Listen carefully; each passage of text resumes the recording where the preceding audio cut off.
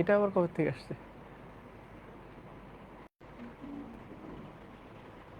High high, কিন্তু আজকে খেয়াল করলাম এটা। হ্যালো, আসসালামু আলাইকুম সবাইকে। তোমরা কি আমাকে শুনতে পাচ্ছ?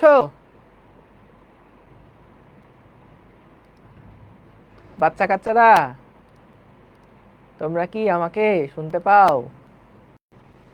একটু জানাই দিও।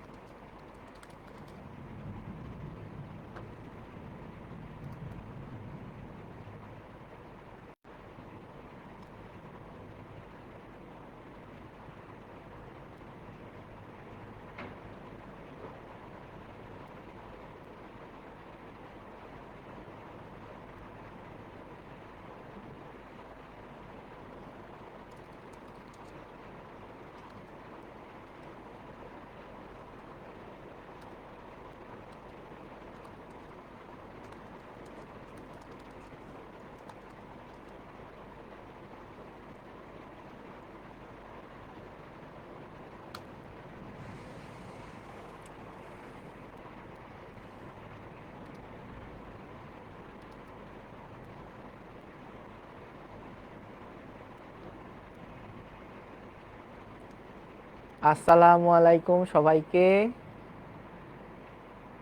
সবাই কি শুনতে পাচ্ছ কিনা, দেখতে পাচ্ছ কিনা জানাও।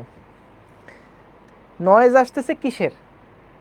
নয়েজ এখানে হচ্ছে বাইরে ঝুম বৃষ্টি হচ্ছে, বৃষ্টির শব্দ পাচ্ছ নাকি অন্য কিছু শব্দ? আমি একটু চেক করে জানাই, দাঁড়াও।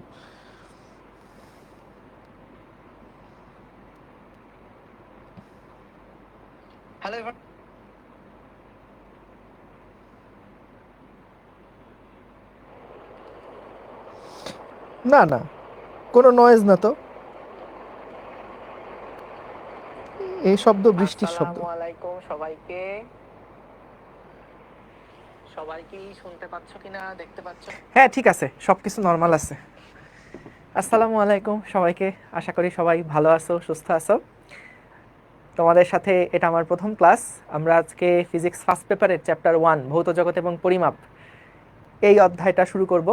এই অধ্যায়টা যদিও একদম প্রথমে আছে, কিন্তু গুরুত্বের বিবেচনায় আসলে খুব বেশি আহামরি যে গুরুত্বপূর্ণ সেরকমটা না। কিন্তু তুমি যদি বোর্ড পরীক্ষার কথা বলো, এখান থেকে মাঝে মাঝে কিছু এমসিকিউ প্রবলেম দিয়ে দেয়। যেই এমসিকিউ প্রবলেমগুলা দেখা যায় যারা এই চ্যাপ্টারটা পুরো স্কিপ করে, অনেক ক্ষেত্রে কিছু কিছু এমসিকিউ প্রবলেম তারা এগুলা মিস করে আসে। তো যেহেতু আমরা সব কিছু পড়বো, এর জন্য কোনো চ্যাপ্টারই আসলে অবহেলা করার সুযোগ নাই। আমাদের এমসিকিউতে তো আর অপশন থাকবে না, আমাদের সিকিউতে যেরকম 8টা থেকে 5টা অ্যান্সার করতে হবে, এইখান থেকে আসলে এই অধ্যায় থেকে সিকিউ আসে না বললেই চলে। কিন্তু এমসিকিউ প্রবলেমের জন্য অ্যাডমিশন টেস্টের জন্য গুরুত্বপূর্ণ, এবং আমাদের বোর্ড পরীক্ষার জন্যও কিন্তু এই অধ্যায়টা বেশ জরুরি। এই অধ্যায় থেকে আমাদের দেখা যায় যদি বোর্ড প্রশ্ন দেয় তাহলে হাইয়েস্ট একটা বা দুইটা, আর মাঝে মাঝে বিভিন্ন ভার্সিটি ভর্তি পরীক্ষাতে আমাদের এখান থেকে কিছু এমসিকিউ প্রবলেম দিয়ে দেয়। আর তাছাড়া ইঞ্জিনিয়ারিং অ্যাডমিশনগুলোতে আগে আসতো, এখন যেহেতু বড় বড় পরীক্ষা হয়, মানে বড় বড় পরীক্ষা বলতে রিটেন পরীক্ষাটা হয় বা এমসিকিউগুলাও 5-6 মার্কের করে থাকে, সেই ক্ষেত্রে দেখা যায় এই অধ্যায় থেকে এমসিকিউ ইঞ্জিনিয়ারিংয়ে আসার সম্ভাবনা কিছুটা কম থাকে। কিন্তু লাস্টের দিকে কিছু টপিক আছে, সেখান থেকে আসলে বেশ কিছু ইম্পর্টেন্ট প্রশ্ন চলে আসে। তো যেটা বললাম, গুরুত্বের বিবেচনায় বললে আমাদের এই অধ্যায়টা, ধরো 11টা টোটাল চ্যাপ্টার আছে, সেই 11টা চ্যাপ্টারের মধ্যে এই অধ্যায়ের গুরুত্বটা একদম লাস্টে। তো আমরা যেটা করব, তোমাদের হচ্ছে এই অধ্যায় থেকে আমরা যখন পড়া শুরু করব দেখবা যে প্রত্যেকটা টপিকই ধরে ধরে একদম আলোচনা হবে। এই অধ্যায়ে দেখা যায় অনেক কিছু ইনফরমেশন আছে। কীরকম টাইপের ইনফরমেশন? যেমন ধরো কোন বিজ্ঞানী কি কি আবিষ্কার করছে, তারপরে মানে ইতিহাস টাইপের কিছু জিনিসপত্র আছে, সেইগুলা থেকে প্রশ্ন তুলনামূলক কম আসে। তবুও তোমরা যেটা করবা যে একবার করে একটু রিডিং পড়ে রাখবা, কে কত সালে কি আবিষ্কার করছে। এগুলো দেখা যায় নর্মালি মেডিকেল ভর্তি পরীক্ষার জন্য মাঝে মাঝে আসে, কিন্তু আমাদের বোর্ড পরীক্ষা বলো বা ভার্সিটি অ্যাডমিশন বলো, এগুলাতে আসলে খুব একটা আসে না। কিন্তু বইয়ের শুরুর চ্যাপ্টার যেহেতু, এমনি গল্পের মতন করে একটু ওই জিনিসগুলো পড়ে ফেলো। তো সবাই কেমন আছো আগে তাই বলো। আচ্ছা, কয়টা ক্লাস লাগবে? এটা একদম খুবই জাতীয় প্রশ্ন। কয়টা ক্লাস লাগবে? একটা চ্যাপ্টার শুরু করলেই তোমরা সবাই জিজ্ঞেস করো কয়টা করে ক্লাস লাগবে। এই অধ্যায়ে আমরা 5টা ক্লাসের মধ্যে শেষ করার চেষ্টা করব। 5টা থেকে 6টাও হয়তো বা লাগতে পারে, তবে 5টা ক্লাসের মধ্যে ইজিলি শেষ হয়ে যাওয়ার কথা। সাউন্ডটা আগে একটু জানাও তো, সাউন্ডটা কি ক্লিয়ার আছে কিনা? সাউন্ডটা ক্লিয়ার আছে কিনা একটু জানাও। ক্লিয়ার আছে না সাউন্ড? যাক, গুড, ভেরি গুড। আচ্ছা, তোমাদের আমি রুটিনটা একটু বলে দেই। তোমাদের রুটিনটা রবিবার মঙ্গলবার তোমাদের ক্লাস হবে হচ্ছে অপূর্ব দাদা তোমাদের ক্লাস নেবেন রবিবার মঙ্গলবার, তো ভেক্টর হবে। আর তোমাদের এই সপ্তাহে বৃহস্পতিবারই শুধুমাত্র ক্লাস হবে, কিন্তু সামনের সপ্তাহ থেকে আমরা বৃহস্পতিবার শুক্রবার 2 দিন করে ক্লাস রাখবো। সো বৃহস্পতিবার শুক্রবার হচ্ছে আমি ক্লাস নিব, আর রবিবার মঙ্গলবার তোমাদের অপূর্ব দাদা ভেক্টর ক্লাসটা নেবেন। সো প্যারালালি 2টা চ্যাপ্টার চলবে, কিন্তু যেই 2টা চ্যাপ্টার এটা কিন্তু একটার সাথে আরেকটা ইন্টার কানেক্টেড না। তো এরকম হবে না যে ভেক্টর অধ্যায়ের কিছু কনসেপ্ট পড়ার জন্য এই অধ্যায়ের জিনিসপত্র লাগবে, এরকম টাইপের কোনো সমস্যা নাই। এই চ্যাপ্টারটা ইন্ডিপেন্ডেন্ট, আবার ভেক্টর অধ্যায়টাও ইন্ডিপেন্ডেন্ট।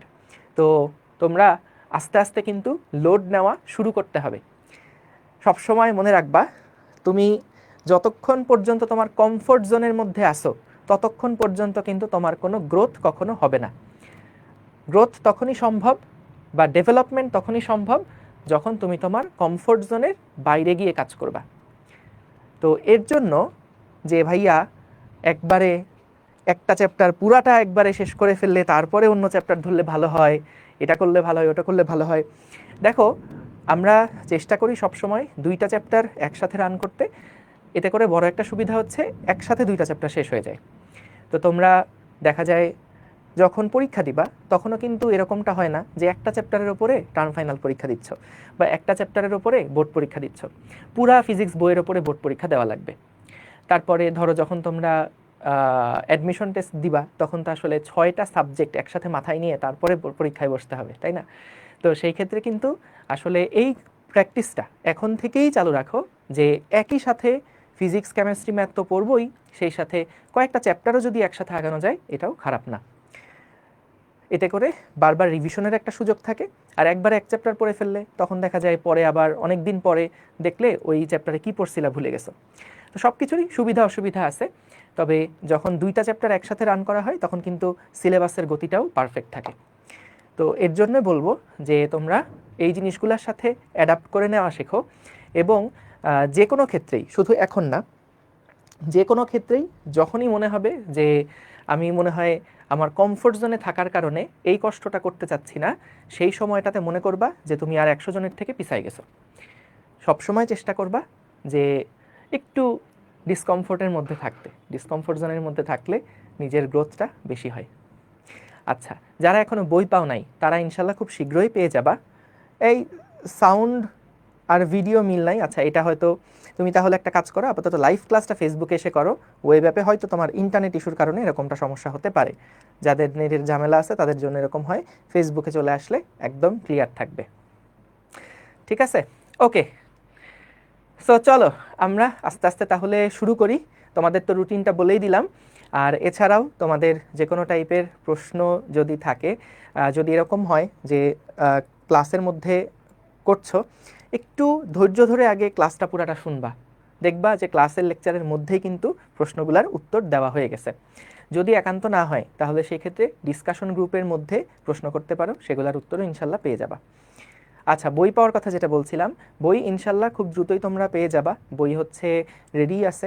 এখান থেকে হয়তো কোনো একটা গ্লিচ হয়েছে যার কারণে একটু মাঝখানে দেরি হয়েছে, আবার এটা ঠিক হয়ে গেলে ইনশাল্লাহ পেয়ে যাবা। যে বইটার কথা সবাই বলছে, তোমরা হয়তো বা এই বইটা তো অলরেডি তোমরা দেখছোই, এই বইটা অলরেডি তোমরা দেখছোই। তো এই বইয়ে যে টাইপের কন্টেন্টগুলো আছে, যেভাবে সুন্দর করে গোছানো আছে, এগুলো আসলে একবার দেখলেই বুঝবা যে আসলে কতটা গোছানোভাবে আছে। তো আমরা ইনশাল্লাহ যখন প্র্যাকটিস করব, হোমওয়ার্ক দিব, তখনও কিন্তু এই বইয়ের রেফারেন্স থেকেই সবগুলা প্রবলেম করা হবে। ঠিক আছে, প্রবলেমগুলো দেওয়া হবে। ঠিক আছে, সো আমরা চলো তাহলে শুরু করে দেই। এই যে রেকর্ড ক্লাস কিভাবে পাবো, তারপরে হচ্ছে যে ভাইয়া আর কি কি, আচ্ছা তারপরে আচ্ছা, তোমরা ওয়েব অ্যাপে যারা আসো, ওয়েব অ্যাপে তো সুন্দর মতন রেকর্ড ক্লাস থাকে। ফেসবুকে কিন্তু লাইভ ক্লাস আমরা রাখবো না। ফেসবুকে না রাখার কারণ হচ্ছে কি, ফেসবুক অটো ডিলিট হয়ে যায়, তখন একটা অটো ডিস্টার্ব হবে তোমাদের। তো এর থেকে তোমরা হচ্ছে একবারে ওয়েব অ্যাপে দেখার প্র্যাকটিসটা করো। ফেসবুকে শেষ হওয়ার সাথে সাথে তোমরা হচ্ছে ওয়েব অ্যাপের মধ্যে কিন্তু রেকর্ডটা পেয়ে যাবা। ঠিক আছে, এই স্প্যামিং করো না, চলো শুরু করি। প্রথম দিন অনেক গল্প হলো, অনেক কথাবার্তা হলো, আরও অনেক কথাবার্তা হবে, গল্প হবে। সো আমরা আগে চলো একটু পড়াশোনা শুরু করে নেই। তো যেটা বলছিলাম যে এই চ্যাপ্টারটা শেষ করতে আমাদের ছোট্ট চ্যাপ্টার, পড়ার টপিক খুব কম, তো হাইয়েস্ট 5টা ক্লাসের মধ্যে ইনশাল্লাহ শেষ হয়ে যাবে। মেইন পড়াশোনা শুরু হবে হচ্ছে গতিবিদ্যা অধ্যায় থেকে ইনশাল্লাহ। ঠিক আছে, হ্যাঁ হ্যাঁ, নোট আমি ক্লাসের মধ্যে যা কিছু লিখবো, এই বোর্ডের মধ্যে যা কিছু লিখবো সেগুলাও তোমরা লিখে ফেলবা। বোর্ডে যা কিছু লিখবো, ঠিক আছে, বোর্ডের মধ্যে যা কিছু লিখবো সব কিছু লিখে ফেলবা। ওকে, চলো চলো চলো চলো চলো আমরা শুরু করে দেই। বিসমিল্লাহির রহমানির রহিম। সো প্রথমেই আসো, আমরা পদার্থবিজ্ঞানের কতিপয় বিষয় নিয়ে আলোচনা করব। এই পড়াগুলা একটু বোরিং, কিন্তু আমি চেষ্টা করব মনে রাখার জন্য যে ধরনের গল্প টল্প করা দরকার সেগুলা মাধ্যমে তোমাদের মনে থাকবে। সো পদার্থবিজ্ঞানের কতিপয় বিষয়, এখানে আমরা আসলে কি নিয়ে আলোচনা করব। তোমরা কয়েকটা শব্দের সাথে অনেক বেশি পরিচিত, যেমন থিওরি বা তত্ত্ব, তারপরে অনুসিদ্ধান্ত, তারপরে হচ্ছে নীতি বা প্রিন্সিপাল, তারপরে স্বীকার্য পোস্টিউলেটস, এইরকম বিভিন্ন টাইপের শব্দের সাথে তোমরা পরিচিত। এগুলা বলতে আসলে কি বোঝায় সেগুলা খুব সহজে একবার একটু বলে যাই। যা কিছু বোর্ডের মধ্যে লিখবো চেষ্টা করবা তোমার খাতার মধ্যেও সেগুলা লিখে ফেলতে। এগুলো একবার রিভাইজ দিলেই সব কিছু মনে থাকবে ইনশাল্লাহ। সো সবার আগে চলো আমরা প্রথম থেকে শুরু করি। প্রথম যেই টপিকটা সেটা হচ্ছে ফ্যাক্টস। ফ্যাক্টস বলতে আমরা কাকে বোঝাই, কি বুঝি? ফ্যাক্ট বলতে আমরা কি বুঝি? ফ্যাক্ট হচ্ছে আমরা যা কিছু অবজার্ভ করি, আমরা যা দেখি, সেগুলাই হচ্ছে ফ্যাক্ট। আমরা যা দেখি, আমরা যা দেখি, হ্যাঁ, সেইগুলা হচ্ছে ফ্যাক্ট। একটা এক্সাম্পল দিই, এটার মানে কি, একটা এক্সাম্পল দিই। মনে করো এইটা হচ্ছে ভূমি, এবং এই ভূমি থেকে একটা নির্দিষ্ট উচ্চতায়, ধরো আমাদের এখানে একটা আপেল ছিল। সুন্দর হয়েছে না আপেলটা? জীবন দেখেছো এরকম আপেল? ঝা চকচকে আপেল, দেখলেই খেয়ে ফেলতে ইচ্ছা করছে। সো আমাদের এই যে আপেলটা মনে করো ভূমি থেকে একটা নির্দিষ্ট উচ্চতায় আছে। ঠিক আছে, আপেলটা ভূমি থেকে একটা নির্দিষ্ট উচ্চতায় আছে। ঠিক আছে, ওকে। তো এইটা যেটা দেখা যাবে, যখন আমরা আপেলটাকে ছেড়ে দিব, তখন কিন্তু দেখবো যে আপেলটা ঠাস করে নিচে এসে পড়ছে। সো এইটা কিন্তু একটা ডিরেক্ট অবজারভেশন। যে আমরা কি অবজার্ভ করি, যে কোনো একটা বস্তুকে একটা নির্দিষ্ট উচ্চতা থেকে ছেড়ে দিলে আমরা অবজার্ভ করি কি, যে এটা হচ্ছে উপর থেকে নিচে এসে পড়ছে, ঠাস করে নিচে এসে পড়ছে। এটা একটা ডিরেক্ট অবজারভেশন, তাই না? এই যে আমরা যা দেখি বা এই যে ঘটনাটা বলতো, আমরা পৃথিবীতে যে কোনো জায়গায় যদি এইটা অবজার্ভ করা হয় বা এরকম একটা এক্সপেরিমেন্ট করা হয় যে ছেড়ে দিলে সেটা নিচে গিয়ে পড়ছে, এটা কি সকল টাইপের এক্সপেরিমেন্টের জন্য খাটবে না? এটা যেই করুক না কেন, যেখানেই করুক না কেন, ভূপৃষ্ঠের যে কোনো একটা জায়গাতে যদি এটা ছেড়ে দেয়, তাহলে কিন্তু দেখবে যে ঠাস করে এটা মাটিতে গিয়ে পড়ছে। সো আমাদের একটু দেখো, এই কাহিনীটা কিন্তু সবাই করতে পারে, এবং সবাই কিন্তু এই সেম জিনিসটাই অবজার্ভ করবে। So anyone else can do it and observe the same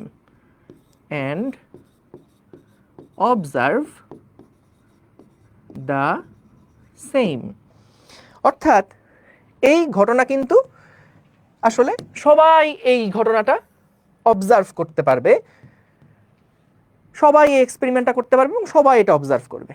তো এইগুলাকে আমরা বলছি হলো ফ্যাক্ট। যে কোনো একটা ঘটনা, সেটাকে আমরা বলতেছি ফ্যাক্ট। ঠিক আছে, এবার আসো 2 নাম্বার জিনিসটা হচ্ছে অনুসিদ্ধান্ত।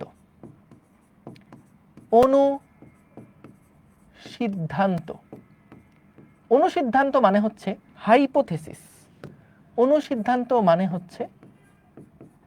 হাইপোথেসিস। এটার মানে কি? অনুসিদ্ধান্ত বা হাইপোথিসিসটা হচ্ছে এই যে একটা ফ্যাক্ট বা একটা ঘটনা ঘটলো, আমরা অবজার্ভ করলাম একটা ঘটনা ঘটছে, এই ঘটনাটা ঘটার পেছনে কারণটা কি, একটা র্যান্ডম এক্সপ্লেনেশন। কারণটা কি? সেই কারণটা হচ্ছে আমরা বলি অনুসিদ্ধান্ত বা হাইপোথিসিস। একটু সরি সরি সরি, এটা অনুসিদ্ধান্ত না, এটা অনুকল্প লেখো। বাংলা নামগুলো একটু হিজিবিজি। এটা অনুসিদ্ধান্ত হবে না, এটা হবে অনুকল্প। সরি, এটা হচ্ছে অনুকল্প। সো অনুকল্প বা হাইপোথিসিস এই জিনিসটা কি, যে কোনো একটা ফ্যাক্টের র্যান্ডম এক্সপ্লেনেশন। কোনো ফ্যাক্টের র্যান্ডম এক্সপ্লেনেশন, র্যান্ডম একটা এক্সপ্লেনেশন। এটা একটা মজার একটা জিনিস, কোন একটা ফ্যাক্টের র্যান্ডম এক্সপ্লেনেশন। যেমন ধরো হাইপোথিসিস আসলে অনেক রকমের হতে পারে, হাইপোথিসিস অনেকগুলা টাইপের হতে পারে। যেমন এই যে ভূমির উপর থেকে একটা বস্তুকে ছেড়ে দিলে সেটা ঠাস করে নিচে এসে পড়লো, এইখানে এক একজন এটা কেন ঘটছে সেটার এক এক রকম এক্সপ্লেনেশন দিতে পারে। এটা শর্টে তুমি চিন্তা করতে পারো, এটা হচ্ছে অনেকটা ফ্যাক্টের হোয়াই। ফ্যাক্ট এর হোয়াই মানে এই যে ফ্যাক্টটা ঘটছে, এই যে একটা ফ্যাক্ট দেখলাম উপর থেকে ছেড়ে দিলে নিচে এসে পড়তেছে, এটার কারণটা কি? এই কারণটা প্রথমে অনেকে অনেক রকম ভাবে একটা ব্যাখ্যা দিয়ে দিতে পারে। যেমন ধরো কেউ একজন বলল যে ভাই উপর আপেল আসে নিচে মাটি আসে, আপেল যখন আপেল যখন ছেড়ে দিলাম তখন ঠাস করে পৃথিবীতে এসে পড়লো। ভাই হয়তো বা আপেলের অনেক খিদা লাগছে বা ভূমির অনেক খিদা লাগছে, তো খিদা লাগার কারণে কি করছে, আপেলকে সে খেয়ে নেওয়ার জন্য কাছে টানছে বা আপেল খেয়ে নিছে। বা একজন এসে ধরো র্যান্ডম একটা এক্সপ্লেনেশন দিল যে ভাই আপেল গাছের মধ্যে আসে, তো গাছে ঝুলে থাকতে থাকতে অনেক টায়ার্ড হয়ে গেছে, তো অনেক টায়ার্ড হয়ে গেছে বলে ও এখন আর ভাল লাগতেছে না, ওই জন্য পৃথিবীর কাছে চলে আসছে। এরকম একটা র্যান্ডম এক্সপ্লেনেশন কেউ দিয়ে দিল। তো আমরা দুইটা হাইপোথিসিস দেখলাম, একটা বললাম যে হ্যাঁ ঠিক আছে, পৃথিবীর খুব খিদা লাগছে বলে ও আপেলটাকে খাওয়ার জন্য নিচে নেমে নিছে। আবার আরেকটা ব্যাখ্যা দিলাম বা আরেকটা এক্সপ্লেনেশন দিলাম যে ঠিক আছে, আপেলটা হচ্ছে ঝুলে থাকতে থাকতে ওর গা হাত পা ব্যথা হয়ে গেছে, ও তারপর নিচে নেমে আসছে, মানে একটু রেস্ট করতে চাইছে, ভূমিতে চলে আসছে। আরেকজন এসে ব্যাখ্যা দিল ভাই আপেল আর পৃথিবীর মধ্যে একটা ভালোবাসা আছে, সেটার কারণে নিচে চলে আসছে। তো এরকম বিভিন্ন টাইপের এক্সপ্লেনেশন কিন্তু এক একজন দিতে পারে। তো এই র্যান্ডম এক্সপ্লেনেশনগুলোকে আমরা বলতেছি হাইপোথিসিস বা অনুকল্প। সো আমাদের এই হাইপোথিসিস যেগুলো আছে, এইগুলা কিন্তু যে কোনো একটা ফ্যাক্টের অনেকগুলা এরকম হাইপোথিসিস থাকতে পারে। যে কোনো একটা ঘটনা আমি দেখলাম যে ভাই বাইরের দিকে তাকালে দেখা যাচ্ছে বাইরে আলো, জানলা দিয়ে বাইরে তাকায় দেখলাম বাইরে আলো। এখন এটার ব্যাখ্যা অনেকে অনেক রকম ভাবে দিতে পারে যে ভাই বাইরে আলো কেন, কারণ হয়তো বা বাইরে কেউ একজন টর্চ লাইট ধরে দাঁড়ায় আছে। আরেকজন ব্যাখ্যা দিল যে না ভাই এটা আলো দেখা যাচ্ছে, এটা একটা ফ্যাক্ট, এটার কারণটা হইতে পারে হয়তো এখন দিনের বেলা সূর্যের আলো আছে। তো এরকম এক একজন এক এক রকম ফ্যাক্টের হোয়াইটা ব্যাখ্যা করতে পারে। সো সেইগুলাকে আমরা বলতেছি হাইপোথিসিস। কথা কি বুঝছো? হাইপোথিসিস কাকে বলে বা কি জিনিস, এটা কি তোমরা বুঝতে পারছো? হাইপোথিসিস কোনটা, যে এটা জাস্ট একটা কি, কোন একটা ফ্যাক্টের র্যান্ডম একটা এক্সপ্লেনেশন। সো কোনো কিছু সম্পর্কে একটু একটু লিখে নাও, এই কথাগুলো একটু লিখে নাও, যে কোনো কিছু সম্পর্কে অনুসন্ধানের,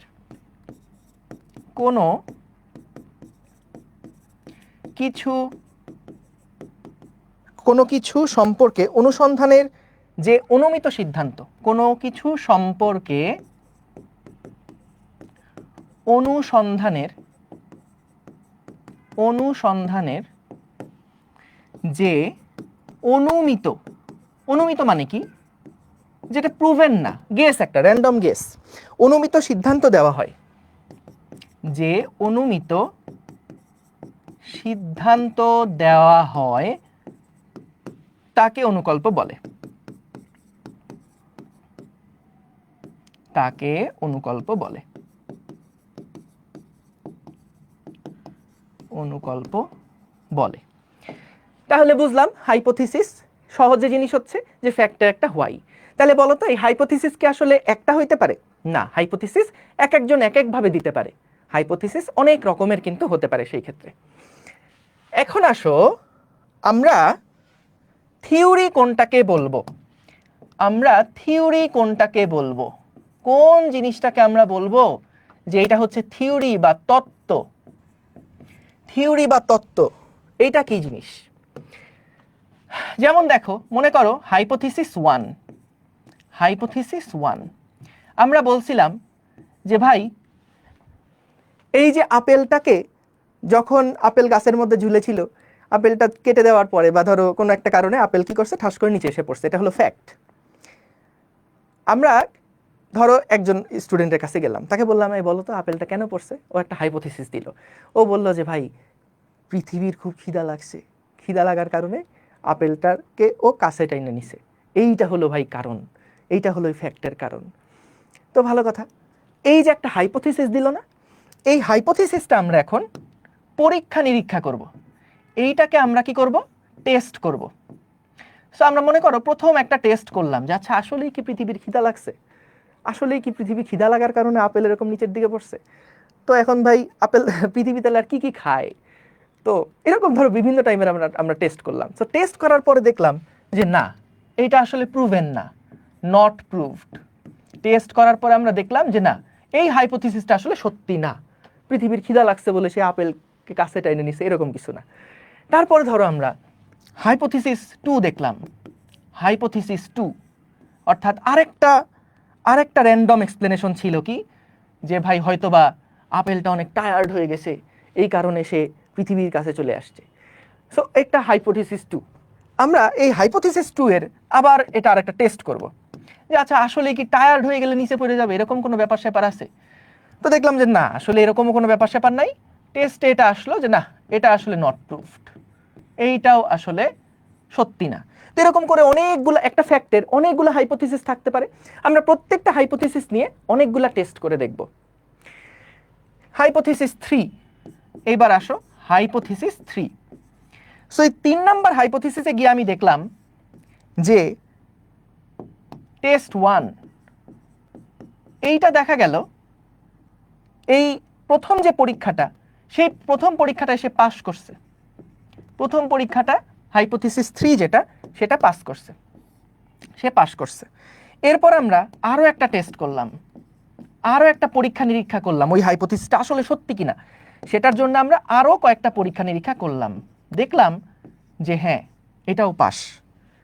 যখন একটা হাইপোথিসিস অনেকগুলা পরীক্ষা নিরীক্ষার মাধ্যমে সত্য প্রমাণিত হবে, তখন সেই হাইপোথিসিসটাকে আমরা বলতে পারবো যে এইটা হচ্ছে একটা থিওরি, এইটা হচ্ছে একটা থিওরি। যেমন এক্সাম্পল দিই, মনে করো ওই যে বলছিলাম জানালার বাইরের দিকে তাকানোর পরে তুমি দেখলা আরে বাইরে তো আলো, এই যে বাইরের আলো, এই আলোটা হচ্ছে আমরা দেখলাম এটা হলো একটা ফ্যাক্ট, যে হ্যাঁ আসলেই তো সবাই দেখছে কি বাইরে আলো আছে।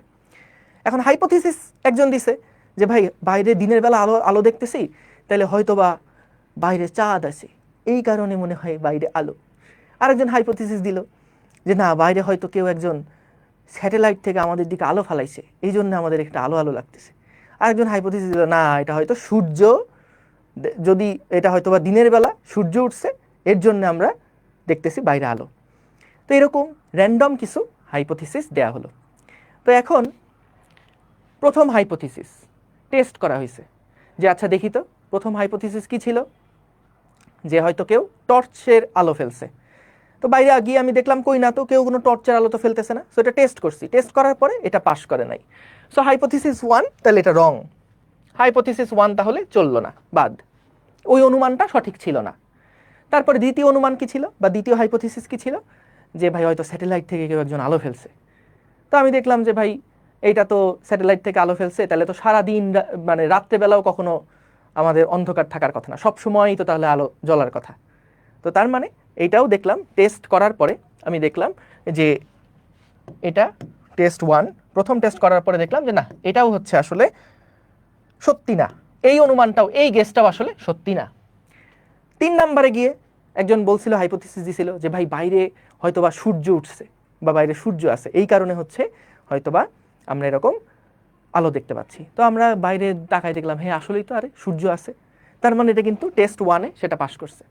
তারপরে হয়তো ধরো বিজ্ঞানীরা আরও যখন গবেষণা করছে তখন দেখছে হ্যাঁ আসলেই তো এখানে একটা সূর্য আছে, সূর্যের কারণে এরা দেখা যায় যখন পৃথিবী ঘুরতেছে পৃথিবীর এক পাশে আলো থাকে আরেক পাশে অন্ধকার, আবার ঘুরে যখন আরেক দিকে আসে তখন আরেক পাশে আলোকিত হয় আরেক পাশে অন্ধকার হয়, তাহলে এইটা হচ্ছে আসলে সত্যি। সো এই হাইপোথিসিসটা তখন পরিণত হয়ে যাবে কিসে? সেটা পরিণত হয়ে যাবে থিওরিতে। বুঝতে পারছো? সেইটা পরিণত হয়ে যাবে থিওরিতে। বুঝতে পারছো? সো তাহলে দেখো কোন এই তিনটার মধ্যে পার্থক্য কি বুঝতে পারছো? সো আমাদের প্রথম জিনিস যেটা সেটা হচ্ছে একটা ফ্যাক্ট, যে কোনো একটা ঘটনা, এটাই হচ্ছে একটা ফ্যাক্ট। যদি আমরা এই ফ্যাক্টের কারণ ব্যাখ্যা করতে চাই, বিভিন্ন কারণ অনেকজন বলতে পারে, সেই কারণগুলো হচ্ছে হাইপোথিসিস। এর মধ্যে যেগুলা পরীক্ষা নিরীক্ষার মাধ্যমে প্রুফ করা হবে সেইটা হবে হচ্ছে থিওরি। বলো ডান। এইটুকু বুঝেছো কিনা বলো, এইটুকু বুঝেছো কিনা বলো, এইটুকু পর্যন্ত বুঝেছো কিনা বলো। সো আমরা বাংলা সংজ্ঞাটা একটু লিখে রাখো। পরীক্ষা নিরীক্ষার মাধ্যমে, পরীক্ষা নিরীক্ষার মাধ্যমে, দেখো পরীক্ষা নিরীক্ষার মাধ্যমে বা পরীক্ষা নিরীক্ষার দ্বারা প্রমাণিত অনুকল্পকে, পরীক্ষা নিরীক্ষার দ্বারা প্রমাণিত যেই অনুকল্প, প্রমাণিত অনুকল্পকে তত্ত্ব বলে। পরীক্ষা নিরীক্ষার দ্বারা প্রমাণিত অনুকল্পকে তত্ত্ব বলে। ঠিক আছে? পরীক্ষা নিরীক্ষার দ্বারা প্রমাণিত অনুকল্পকে তত্ত্ব বলে। আহমেদ করিম সিফাত, তুমি সকাল থেকে স্প্যামিং করে যাচ্ছ, স্প্যামিং না করে মনোযোগ দাও, বুঝবা।